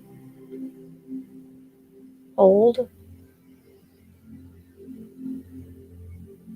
breathe out, hold,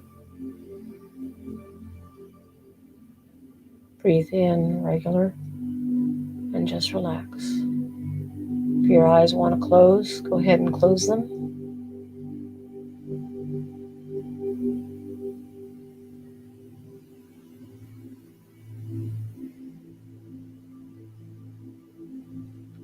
With your left hand, tap your heart. With your right hand, go ahead and just lightly tap the crown of your head.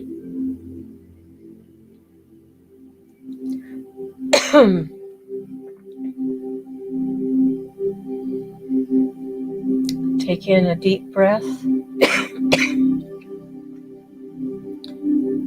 And as you exhale, imagine sending crystalline roots forming from your body, from your tailbone, and just going deep down into the earth.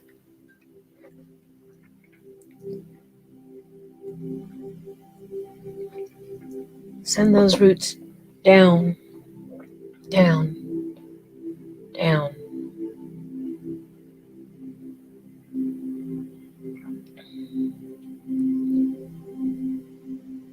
Feel them as they grow and stretch and reach to the crystalline core of the earth. Feel the warmth like a hug as your connection is made.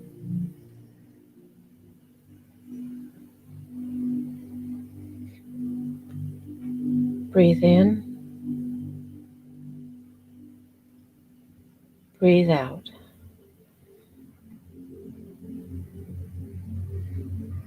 Bring your attention up to the crown, to the top of your head.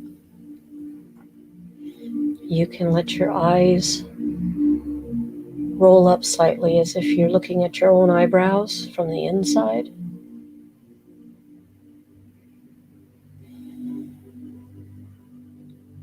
Breathe in, breathe out.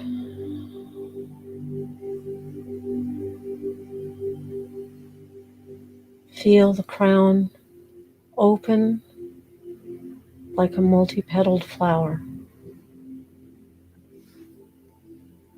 ready to receive the light of the sun.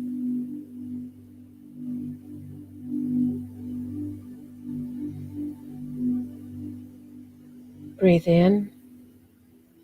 Feel the light coming in through the top of your head, this bright, brilliant golden light, source energy, and it fills you up all the way down. Breathe out. Down, down. Down into your head, into your neck. And it moves down into your shoulders. And the light fills your chest. It moves down to your elbows, down to your wrists. And this light fills your hands. Feel how your hands just seem to expand, grow, thicken. The energy just present. Take your hands and place them on your chest, on your heart, and hold them there. As this light, this golden energy now fills your heart, and it moves down into your trunk, into your hips and thighs, moving down through the roots, down through your knees, your shins, your feet, illuminating the core of the earth, moving down, down, down.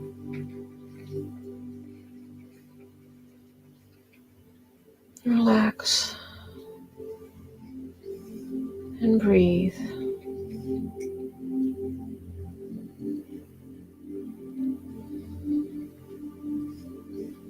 We're going to take a step. 10. Moving forward.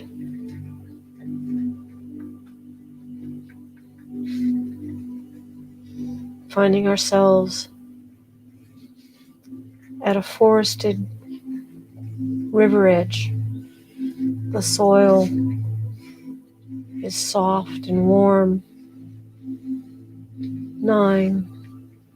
As you get closer to the river, you can see the light dancing on the water. 8. You can hear the gentle movement of the river. It's actually quiet. 7.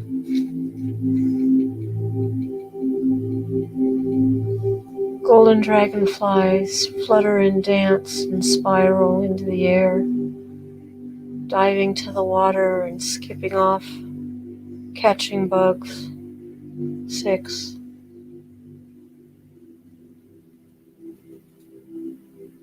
You can feel the soft earth supporting your weight with each step. 5. There's a fragrance in the air, sweet, light, flowers blooming everywhere. 4. And as you come closer and closer to the river's edge, you see large white boulders, rocks, perfect to go and stand on. 3. Climb up on top of the rock and look up and down the river. See the reflection of the bright blue sky. 2. A mirror. Even as you look down into the water and smile at yourself. 1.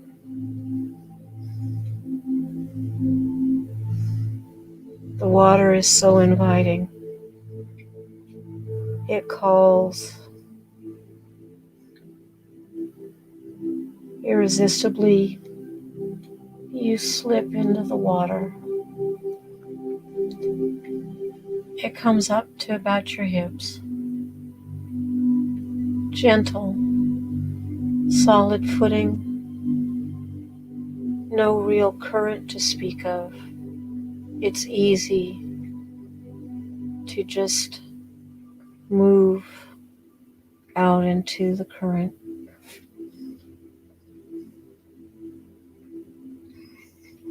The breeze is light across your cheek. The air is soothing. Birds sing. You can see them dancing, playing.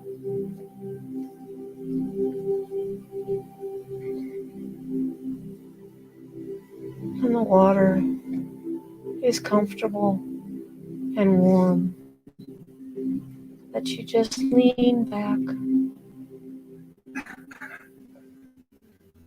spreading your arms out to the side,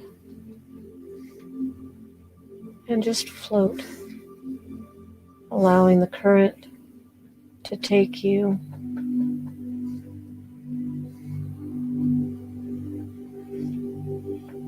gently, softly,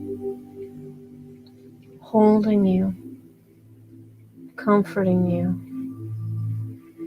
easing all pain, easing all worry, just letting it flow.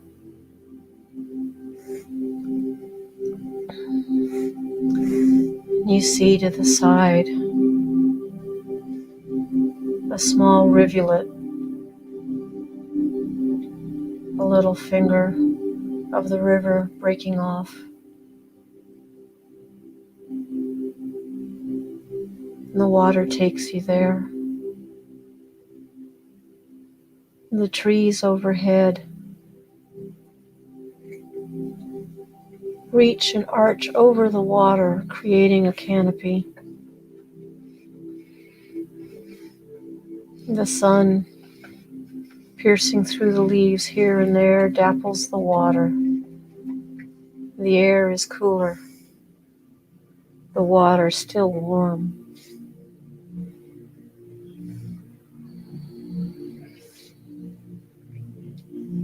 You notice crystals of all colors dotting along the sides, the banks of the river. They seem almost illuminated as the sun's light reflects off of them, like stars twinkling in the night.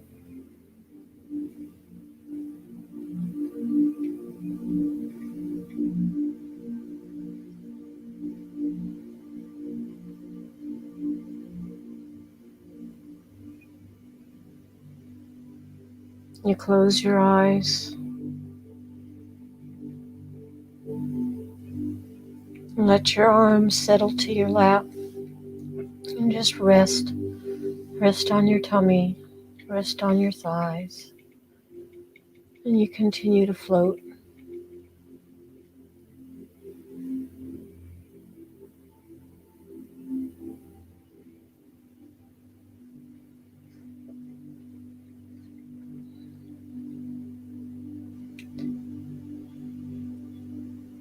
A thought comes to your mind, a desire. Call in your guides and repeat either in your head or out loud. I now call in and forth my spirit guides, my angels, ascended masters, beings of the highest Christed light, who can most serve now. I ask that you enter in and connect with me directly.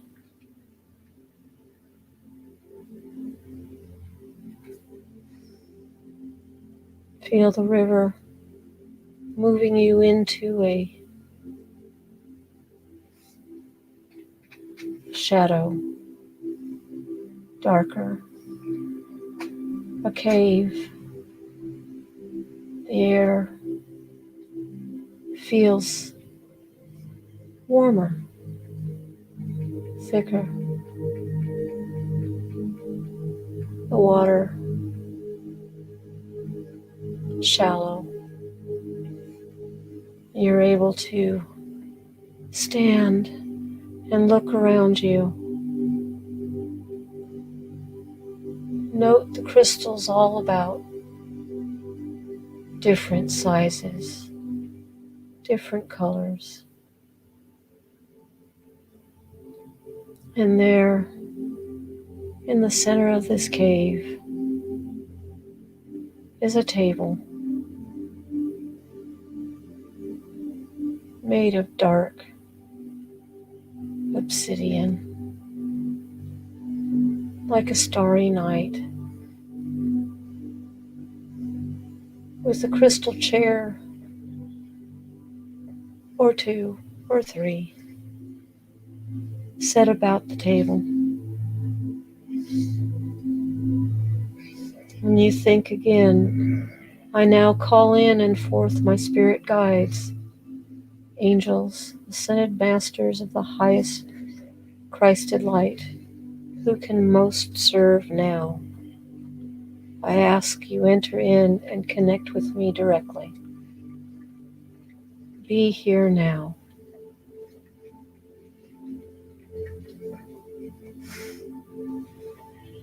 Move to one of the chairs and note it's carved from crystal. And even as you sit upon it, it molds to you.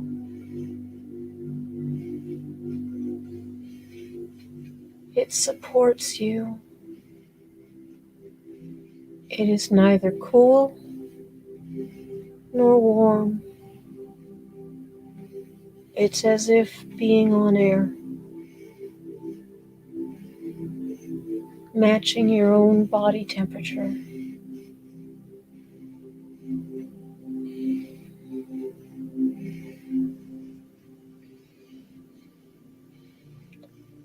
There's a candle at the center of the table.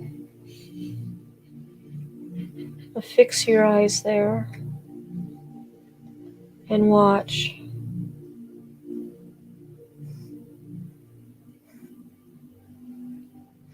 Call in your guides. Ask them to be present here and now.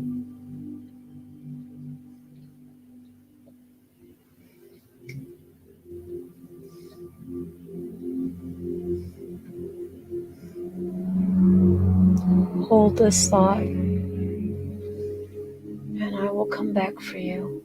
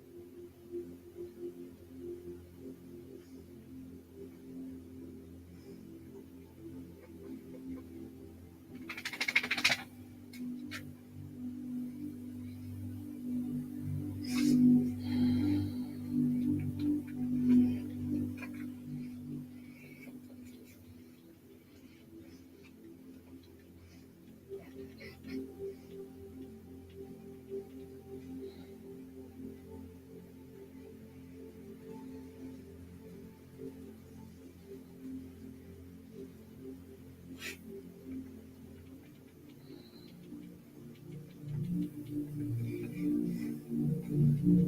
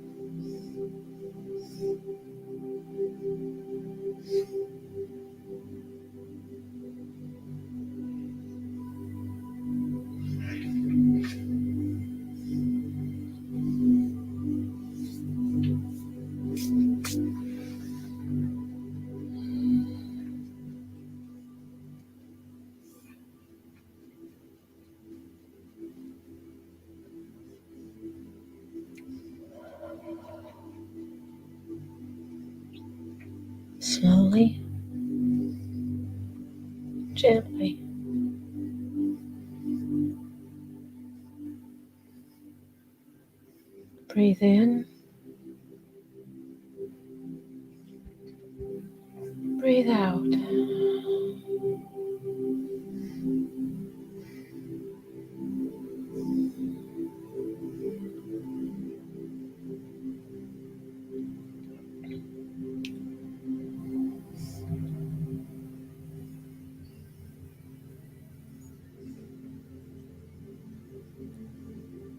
The water seems to rise now, letting you know it's time to go.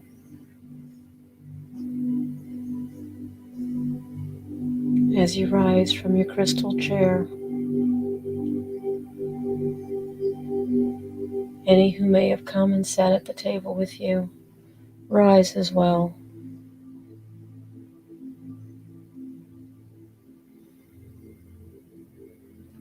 With your hands on your heart, give thanks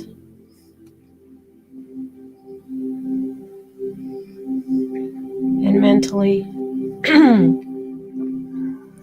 invite them to connect to your heart as you connect to theirs.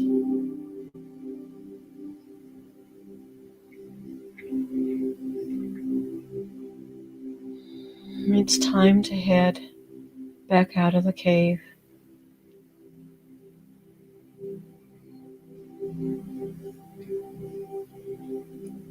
The water gently guides you back down through the lush trees, the dappling of the water, the light dancing playfully.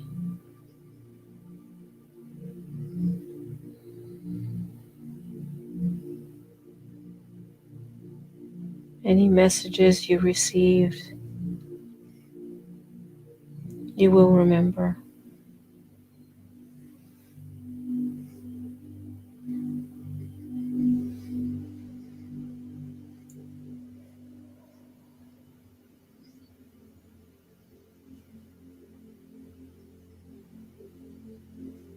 Closer and closer,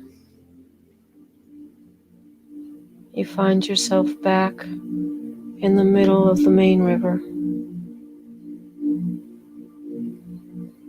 You see the large white rock that you were on.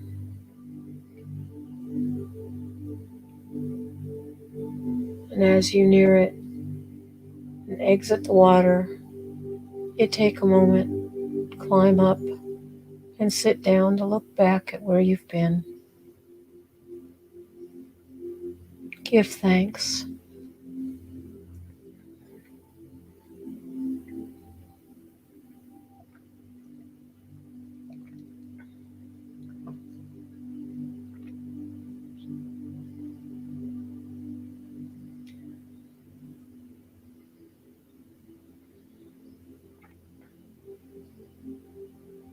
Know that at any time you need assistance, guidance, have questions, you can return here or any sacred space you set up and call to your spirit guides.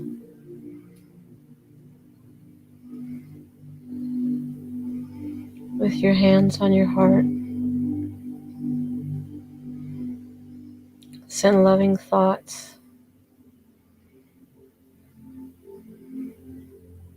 pure, unconditional love and gratitude.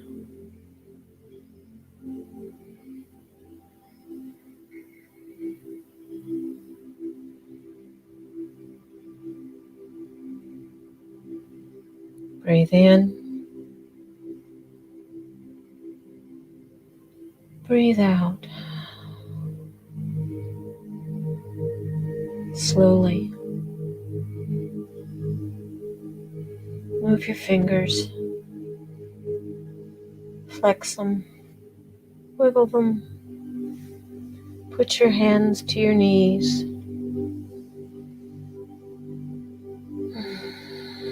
Breathe in,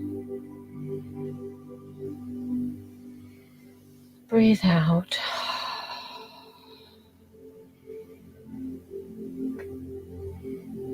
Wiggle your toes. Point your feet.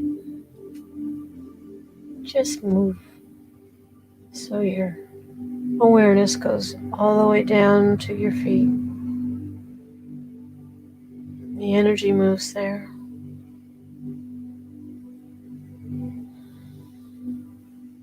Give thanks to your feet, for they carry you through this lifetime. They move you forward.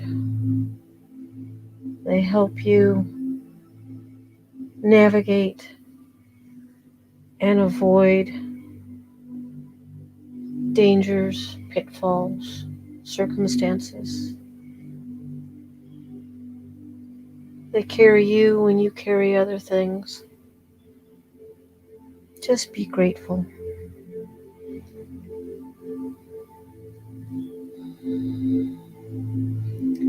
And take your hands and put them together. Just rub them lightly. Let your thumb kind of circle over your palm, then circle over the other palm clockwise. Just light, gentle rubbing. Slowly open your eyes. Wakey, wakey. Just come present back fully into the now. And if you want, give a light tap to the crown of your head and a light tap to your heart. And just think, thank you. Breathe in. Breathe out.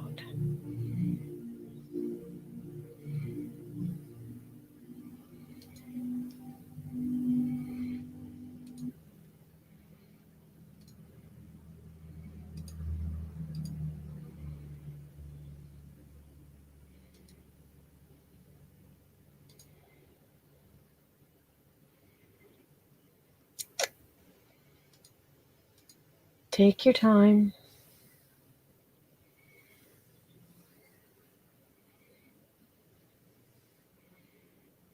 Put your glasses back on.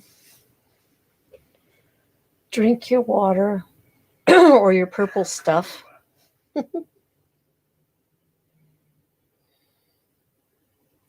Your tea, your coffee.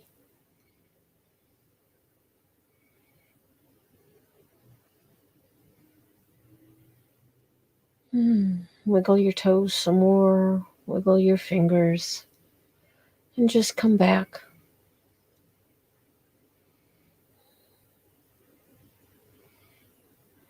Be aware of how your body feels.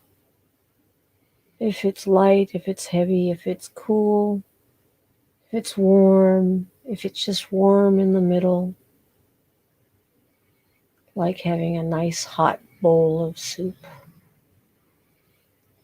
on a cold day. How do you feel? Do you feel peaceful? Do you feel curious? Alert? Tired? Maybe not tired, but relaxed. Like it would be just so easy to go and sit down on a back porch swing and look at the stars and get lost in them.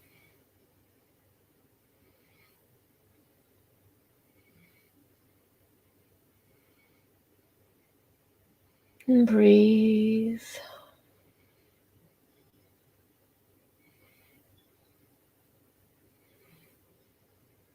I think I put everybody to sleep.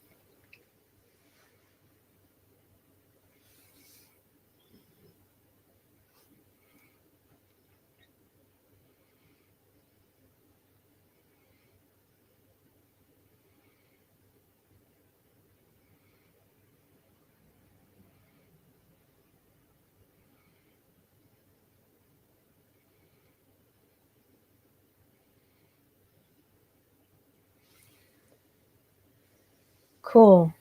I'm glad. Yeah, it's kind of like just being a limp noodle, but yet the good kind, not like you busted your butt and you're just so tired. You just, oh, please let it make it stop. It's just kind of like, yeah, peaceful, soothing. Good, Sling.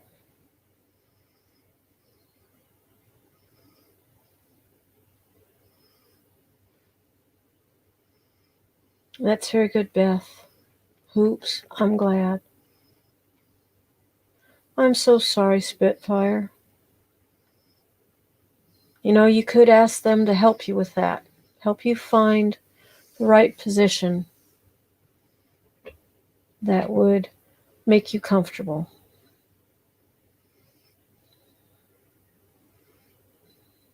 And we're going to have to actively work on you with your pain.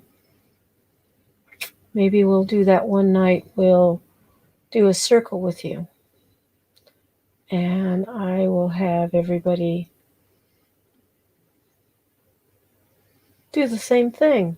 And I'll teach you all how to work on Spitfire.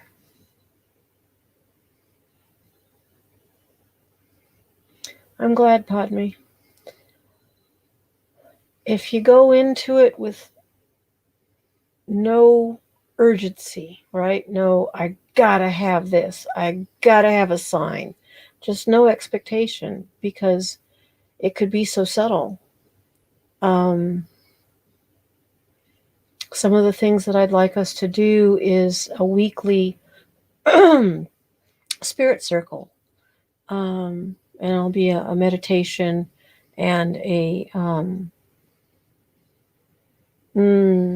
do I word it? Guiding into working with the guides and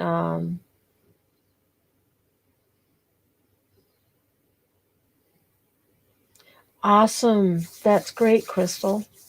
Anyway, but the spirit circle will teach everybody how to start to develop a little bit more, to make contact, to make connections, to hear a little better. The more we do this, the better and quicker and more defined will our answers be.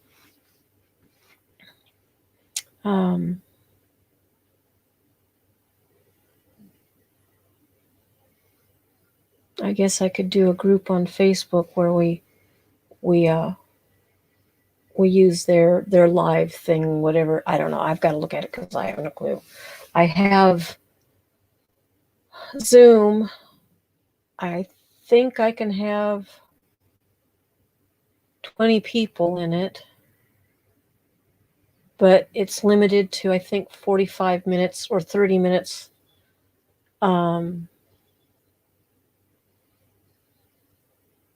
And I mean, I guess we could like do the instructional part either Facebook or here, and then go into Zoom to break down into groups. I have to look and see what I'm permitted, because I have the free version, and then we can go into rooms and split up.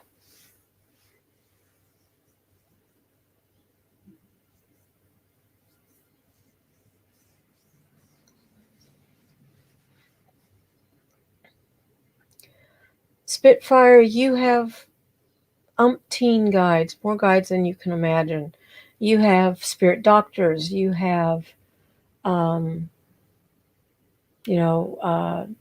legions of guides that are to teach specific things.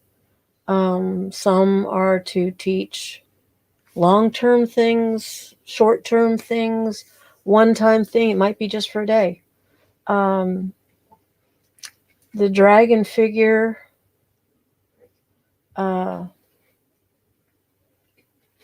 would make me think, that was still dragon related. And that could be the form that the one you consider a dragon, that's actually the form that they they prefer. Who knows? You have to ask, but that works, and the more you do this, the more you're able to to pick up on the lessons, and you can ask for specific lessons. We can do one if you want next week, or maybe during the week. We could do one to meet our main guide or master guide, the one that kind of acts um,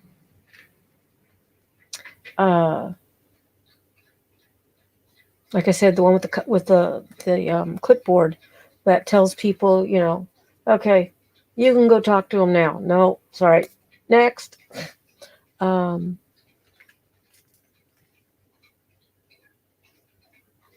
there's so much more about spirit guides than what we covered tonight. I mean, it really would be a probably several um,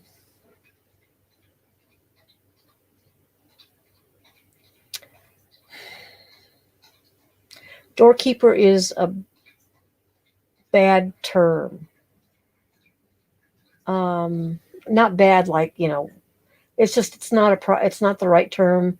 Um, they don't open doors. Uh, they're they're your main guide that is with you from beginning to end, and they are your they may be the guide that you have had countless lifetimes. Um, these are things meant for your communications, in the future. And I recommend journals. Get yourself a couple notebooks that you can write down the encounters you have. It's like write down what you discovered tonight, um, and then pay attention over the next couple of days, because you may get things like you didn't bang your elbow, but all of a sudden it's an ow, like you hit your elbow and got funny bone, not so funny, or it felt like somebody touched your shoulder, but there was nobody there, or you know, this is going to open the door to more interaction, more activity. But you have to be aware. If you're not paying attention, you could miss the fact that something on the radio said something that actually was from your guide to get you to go, oh, ooh, I better do that. Okay. I noticed that we got 11 people now. Thank you. I hope that everybody enjoyed. Any questions? Uh, well, now we're down to 10. Um,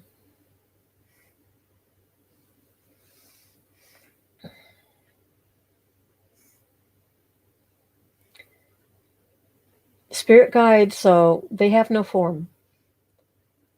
They take on a shape that is most in alignment with you. Like if you expect spirit guides to be Oriental masters, also, or whatever, then that's what you're going to get. If you're expecting them to look like kind of like bodhisattva, then that's what they're going to come up, like a Tibetan monk or a Hindi monk. If you're expecting them to be Native American, they will show up as Native American. That does not mean they are a Native American, but that's how they present themselves to you. And it could be because they're trying to teach you those ways. And so if they're trying to teach that, then the thing that will make the most visual impact for you. They really don't have form. They don't really have, well, they don't have a sex either. But many people, they only can relate to a male shaman, or maybe it's a mother, a female. Um, a sage goddess, a white buffalo calf woman. Doesn't mean that you've got the real white buffalo calf woman there. if that makes more sense. But they will show up in a form that is easily understandable and accessible to you. Now, angels, on the other hand, angels are going to show up like an angel. Usually it might be just light and no face, no form, no shape. Because most of them, depending on which part of the hierarchy they are not going to have a face that you could actually look upon, if that makes kind of sense. Um, bright light, bright light. Uh, that's why I was saying early on, if you've got your eyes closed and this bright light is walking towards you and it sort of has a shape, some of them get to be really bright that even your physical eyes start to hurt from that light, and you have to look away.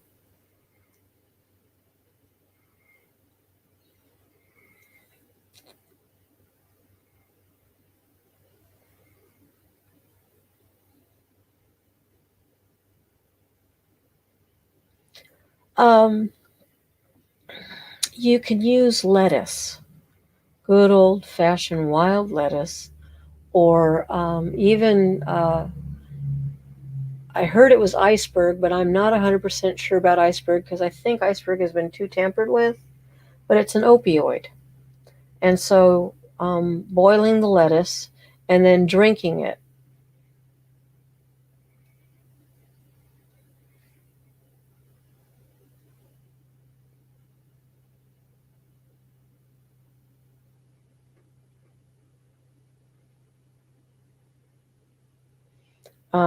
But anyway, Donnie, it's an opioid derivative. It's not like taking opium, um, and and it helps with pain. It also helps with sleep.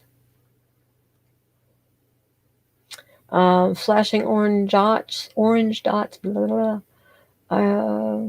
Not sure exactly what you mean there, baby girl. Um,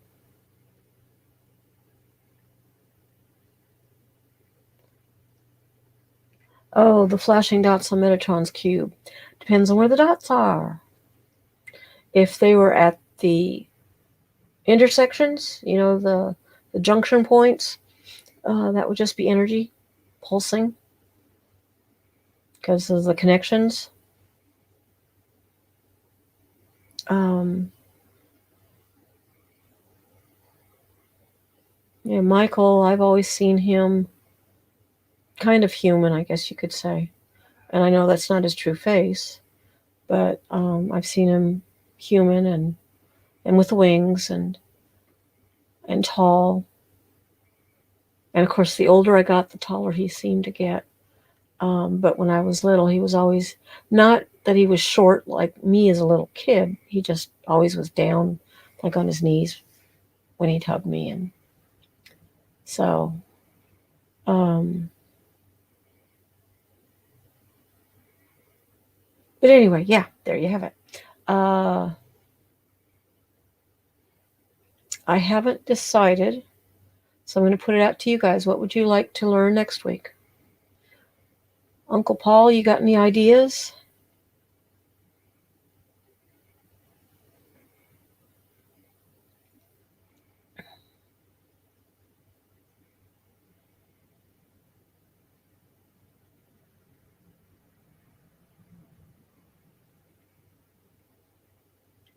Um, Metatron is huge.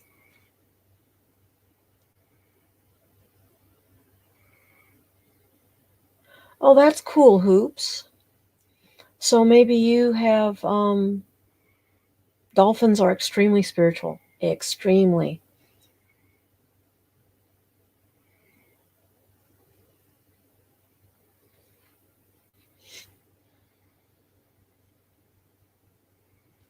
But Crystal, what I was going to say is that the need to look up.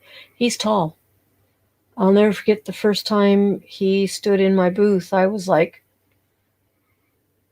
"Oh, you're hurting my neck."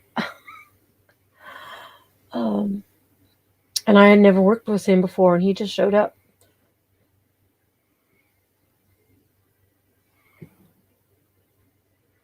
Um, Burdock needs to be boiled. You should use um, actually Spitfire. I don't think so. I'd have to look in my books. Let's see. We'll cheat and use Brave and look.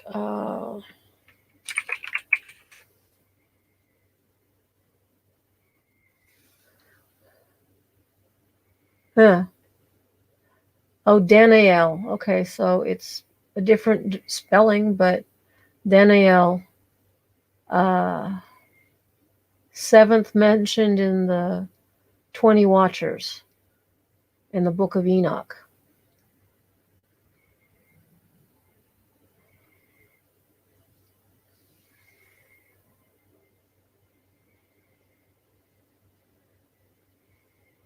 Angel of Eloquence. Oh, he's from a part of the Sefer of the Netzah.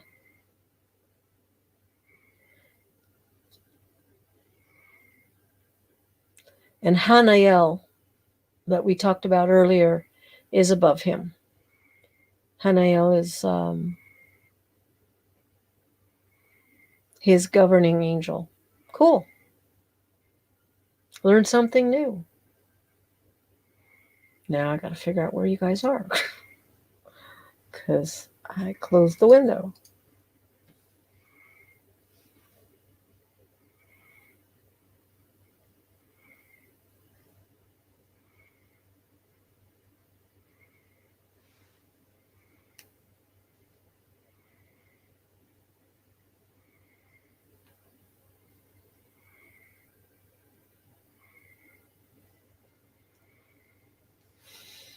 Yeah, Hoops, if you find the Book of Enoch, try to find one that is closer to the original translation. Um, I don't know if I found that or if I got that or not off of Scribed. But yeah, interesting reading. Um, okay, well, bummer, Paul. Uh, I was looking for your brain because mine's kind of like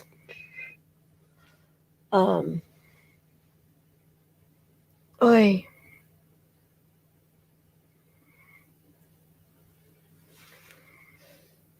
Did you anything come to light for you, Paul? I wasn't really in it to find anything, so I didn't. But I just enjoyed the ride because it felt so.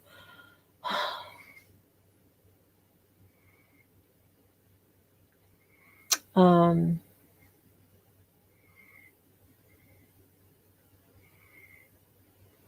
an idea on meditation or subject matter? What do you mean, baby girl?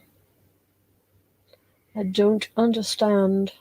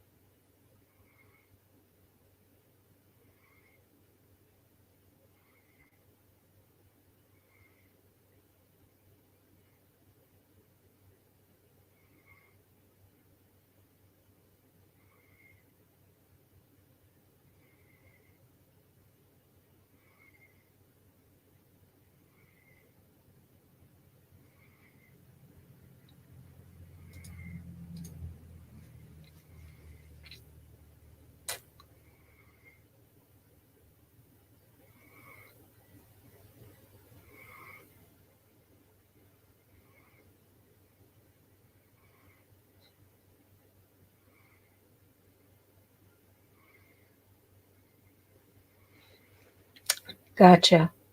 Um, well, Spitfire, there are elves, there are leprechauns, there are all kind of fey folk.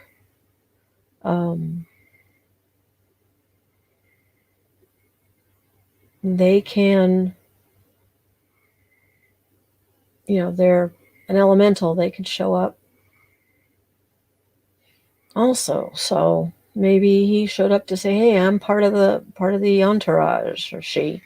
Um,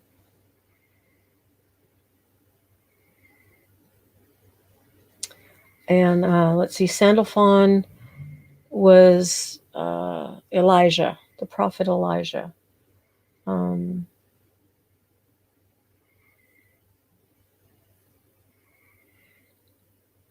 Now, Sandalphon, um, he's an archangel in the Jewish and Christian writings, but he was never in Scripture. Of course, so, a lot of Scripture never made it into the book. So, anyway, let's see. Some describe him as the twin brother of Metatron, but I don't consider Sandalphon quite the same.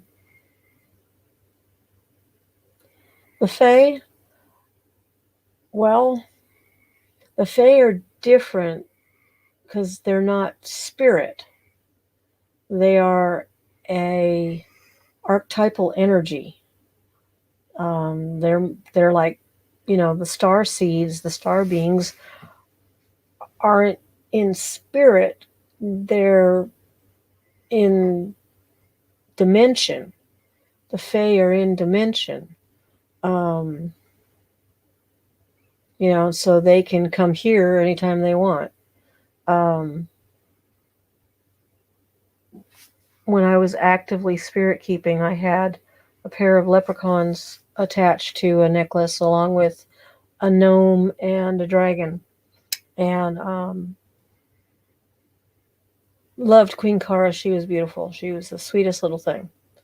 Um, but, there are trickster fae, just like you've got the coyote and in some of the different First Nation traditions and in the South American. Um, and then, of course, you've got Loki, which would be an archetypal energy. Um, but anything, even if it's um, they seem to come up a lot for me. I don't know why, but even if it's a djinn, as long as everything is in respect. There are some that are very happy to speak with humans and talk. Um, but you want to only speak to those that are of a higher frequency, a higher light.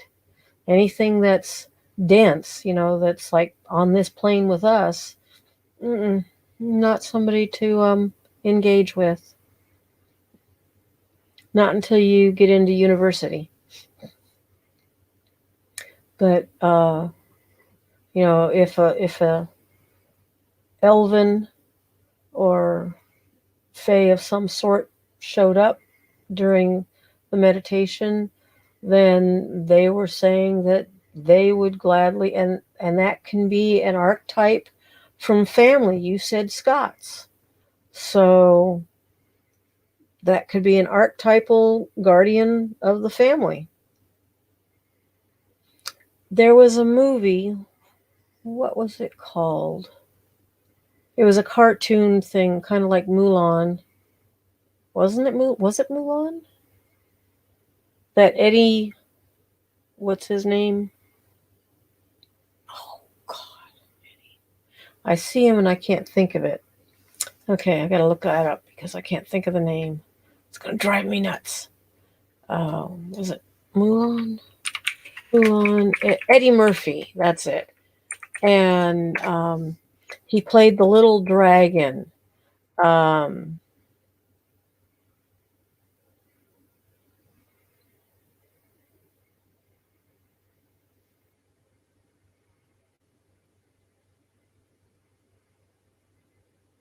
that was Mushu. Okay, so Mushu the dragon in Mulan, he was one of the ancestral guardians who screwed up because he.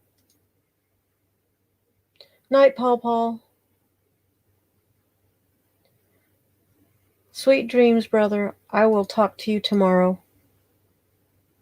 Are you going to go live tomorrow?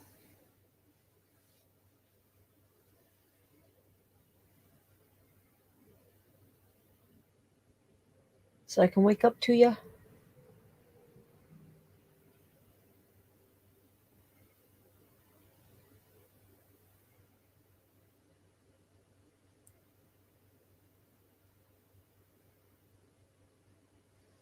He must already dove out. Darn it.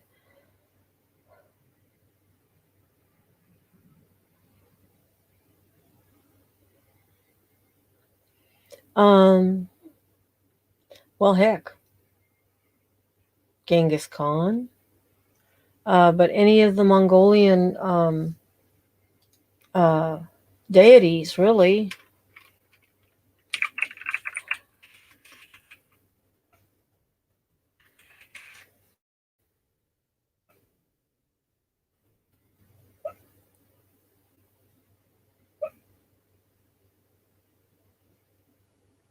So you've got the Bailgan and the Sigi Malan, their creator deities. At is the goddess of marriage. Tung Ak is the patron god of tribal chiefs. Erlig Khan, or Erlik Khan, is the king of the underworld. So you could look up the Tanger gods or Mongolian mythology to see. And then there's even stuff here on Mongolian shamanism. They worship a total of 99 deities. So they answerable to the clans or tribes, including individual persons.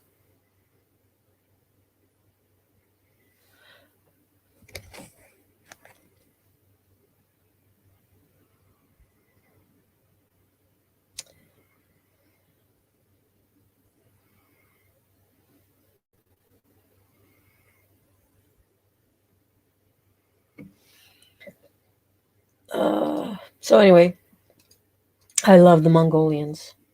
Um, we had gotten years ago that my husband and I were in one of their early tribes.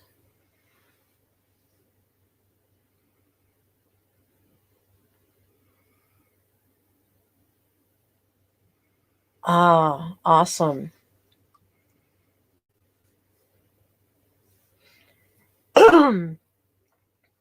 uh, brain fart. Anyway, yeah, there you have it. Um, but going back to Mushu and Mulan, if you remember, he got booted out and had to prove his worth, and he was such a screw up.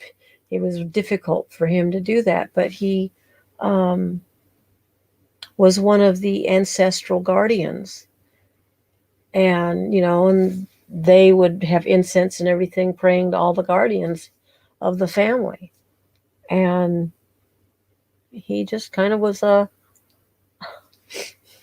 goof, and that would be an ancestral guardian, one that the whole entire family prays to, worships, adores, talks to. Hey, buddy, I got a problem. Will you help me out with this? Um, Give me some guidance.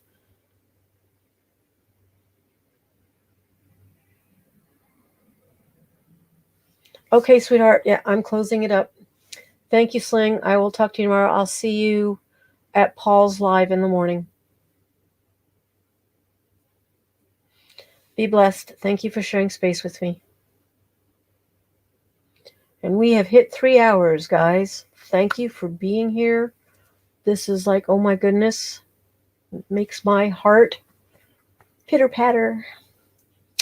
I really do appreciate everybody being here and sharing this with me. I'm hoping that you're enjoying it and learning something.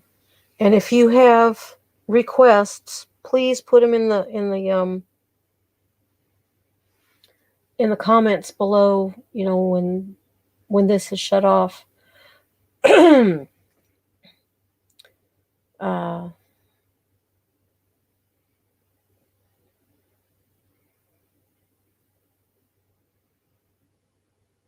I was trying to think. I had something to say.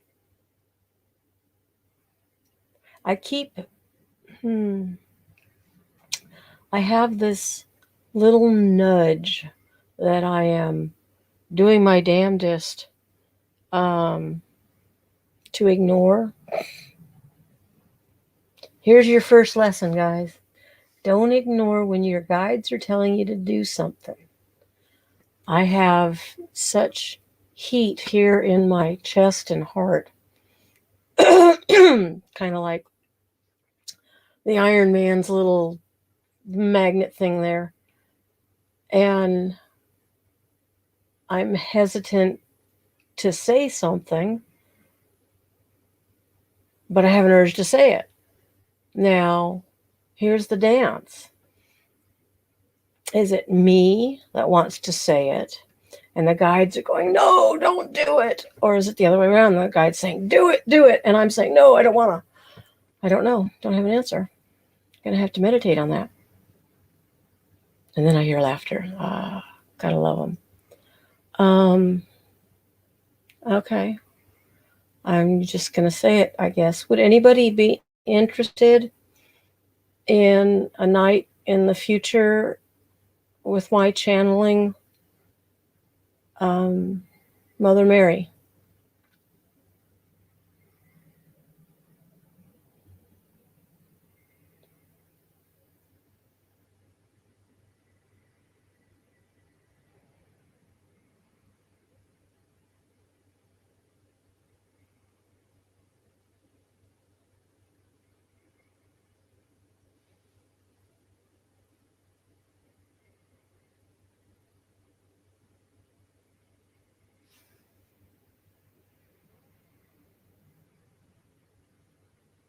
Well, that went over like a lead balloon.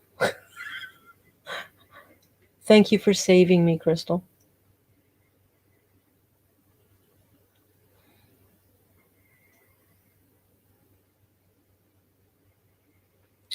It would be a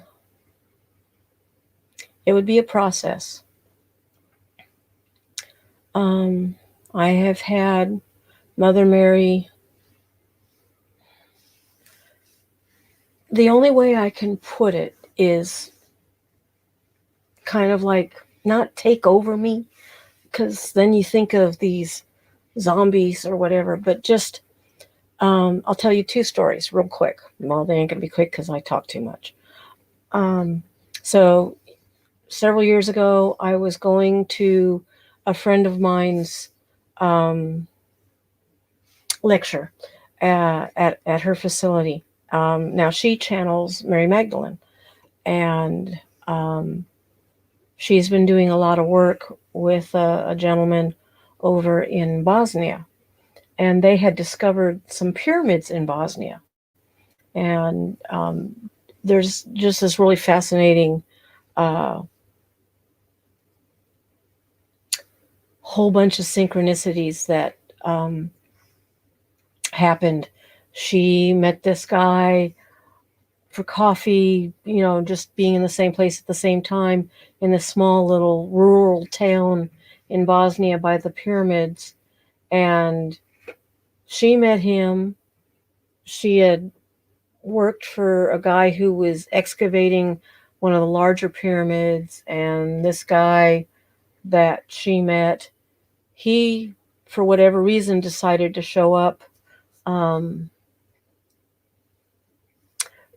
Somehow something got all twisted around, and he ended up there.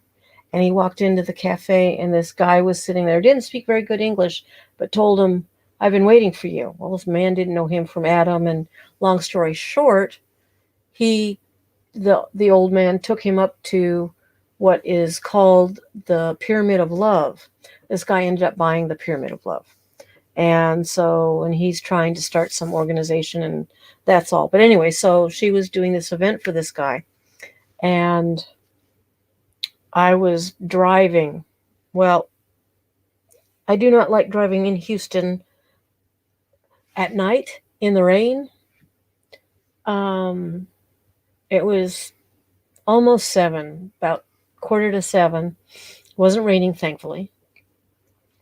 And I had my GPS to take me down there. Well, there are these main streets that run east-west, and this one main street that crosses them all going south.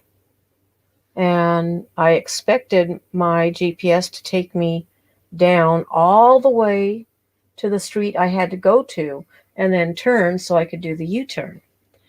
And anyway, my GPS had me turn 2 blocks, or 2 major streets, I should say, before the place I wanted to turn. So I just, whatever.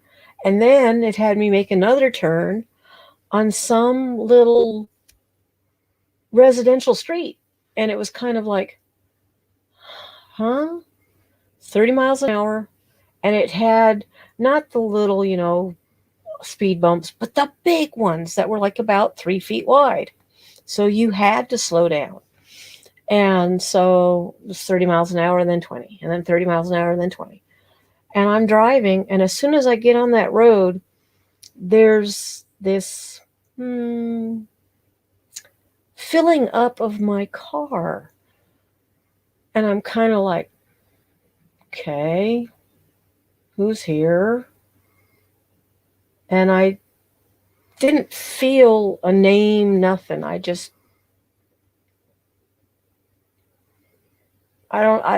of fact, I honestly don't remember what I felt, but I said, okay, if you want to blend with me, I give you permission to join energy. And the car immediately was heavy. And I slowed down even more, and I'm trying to drive, and I have a vision of myself dressed in kind of marigold gold, long kind of like skirt and robe over the top kind of thing, and standing there with my hands clenched, kind of whatever, and just standing there in front of a room of people and telling people, this is my grandchild. And it was kind of like, okay, because by then I knew it was Mary. And so Mary was speaking through me, claiming me as her grandchild, and da-da-da-da. And so there was some other things going on, and then I asked her if she would kindly step out of my energy because I was coming up to the intersection. And I knew traditionally the roads were like, you had less than a spitting chance to even get across the intersection, let alone turn right. So as soon as I said that, that I needed to pay attention to traffic, I looked, here comes a couple cars, and I looked that way, and there's a car, and then I look back, there's no car. I look back, there's no car. It's like the whole road is dead. It's like, well, okay, cool, thank you. Zoomed across the street, and then kept feeling stuff, and then I got to another one, and I'm like, okay, can you do that again? And sure enough, road became dead, nobody on it. I had clear shot to make my turn, go down, make a U-turn, and get into the parking lot. I was there at the event 10 minutes early, and when I talked to my friend and I told her, she's like, well, that means, I said, yeah, I already know I'm Sarah. So, but anyway, so that was the first time. Then I started, I was at the same facility, and I was working with somebody. I was painting her aura, and we started talking about Mary. And as we're talking about her, I'm getting this as if all of a sudden I have this like thick glove suit going over my arms, and I felt like I was in my body, but I wasn't. Or maybe no, I wasn't in my body, but I was. Whatever, I don't know. I just felt like I was kind of out here, but yet I knew I wasn't because I was aware of everything, of moving, of puppeteering, and it freaked me out. I don't usually freak out, but it kind of freaked me out. My whole head was just tingling, and so I got up and I went to go talk to my friend who is used to channeling these big guys, and I was like, um, I'm kind of stuck in this weird thing. At any rate, I think I legitimately freaked on that, which I don't know why I did, but I did. It was just such a full body. Oh my God, I can feel them here, but I'm talking. It was just bizarre. So I ate something to ground myself, and then that was it. And then I decided, okay, I'm going to start automatic writing. And I would sit down, saw that, my screen glitched, and I took a notebook and I started to write. And I closed my eyes while I'm writing, and I'm just writing what I felt. There wasn't like words coming and then I was writing. It was all one even, just all at the same time. I could hear the words as I'm writing it. And then at the tail end, I hear this, you could open your eyes. And so I opened my eyes to see that my writing was all going downhill. And I just busted up laughing. It was like, okay, so I can actually automatically write with my eyes open. I don't have to close my eyes. And I didn't need to do that. But it was cool. And she's been nudging me to get back on track. So I thought, well, I don't know. I felt compelled after doing this meditation with you guys that maybe do that here in the safety of family and start developing that, start taking the steps little by little to get completely in that space where I can just channel her to you and you guys can ask her whatever. So we'll see, because like I said, I couldn't tell. Was that my idea or her idea?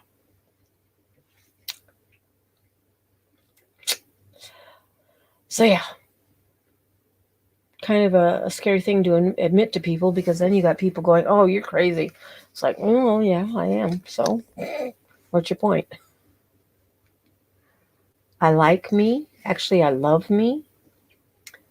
I think I'm a good soul. I only want to heal people. That is um, that is my purpose here. My sole purpose is for healing people, for guiding and teaching and healing, and I know that. So I had an encounter with Yeshua. That's why I am so passionate about Yeshua, my father. Um, that was in 1983. And it was my mentor who told me that it was not a dream, that it was a visitation, that it was a full blown out sitting with Yeshua and doing this stuff. And I had written everything down, and I even wrote her a letter of everything he told me I was to do. And the dream lasted from the time I closed my eyes till I woke up. And my right hand felt hot. Like, I spent the whole night holding somebody's hand.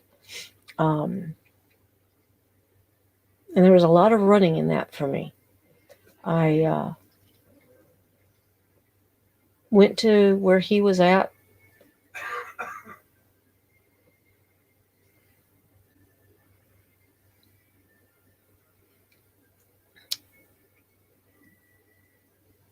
that wouldn't really be, I mean, I guess it could be channeling, but that wouldn't be it because nobody. Oh, wait a minute. Did Mary ask me to channel her? She showed up. I don't know. Um, that's why where your guides come in, Crystal. You develop that trust and rapport with your guides and your angels, and you ask them to as I don't care for the term, but as Sling puts it, be the doorkeeper. You know, it's like next. Um, but you knew it was dense, and that's a good thing. Dense energy is too close to us, and it will feel heavy on us. Um,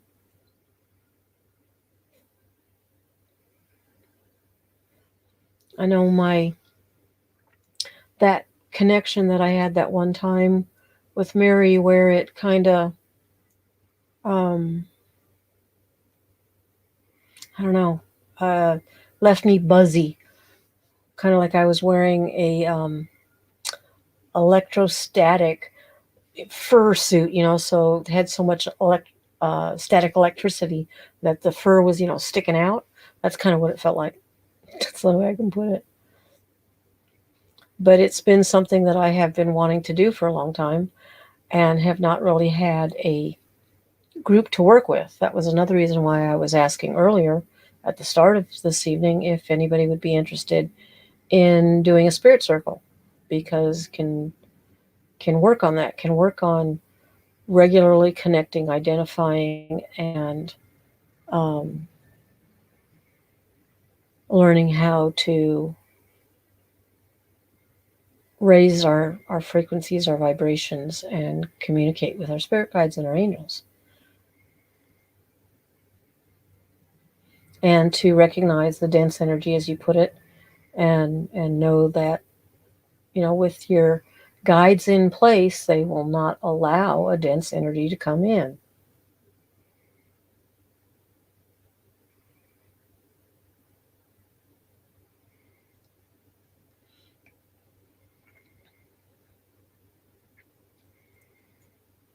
Definitely not a fun experience. That's something that we need to um, cut from you, so that any of that memory isn't part and parcel of your energetic body. We can do that maybe this week if you want, Crystal.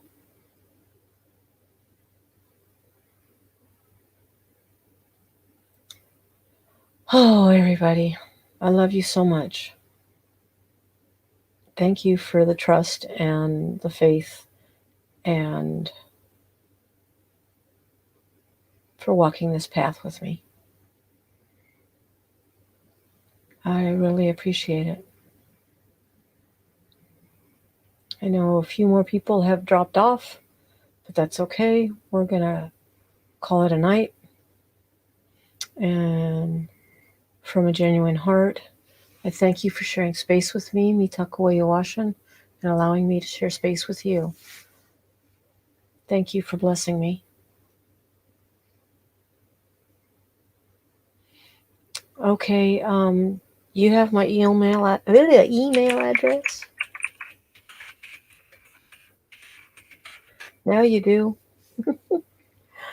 Drop me an email, and we'll set up a phone call or even a Zoom meeting, and I can work on you. I don't even have to do that, but yeah. Sweet blessings to you, Crystal, and to everybody. Have a beautiful night. Thank you again, Padme. Much love to you. Much love to everyone. Donnie, I love you. Tell your little brother I love him too. Then we'll beat him because he still hasn't called me. And we're off and running. Good night, sweet souls.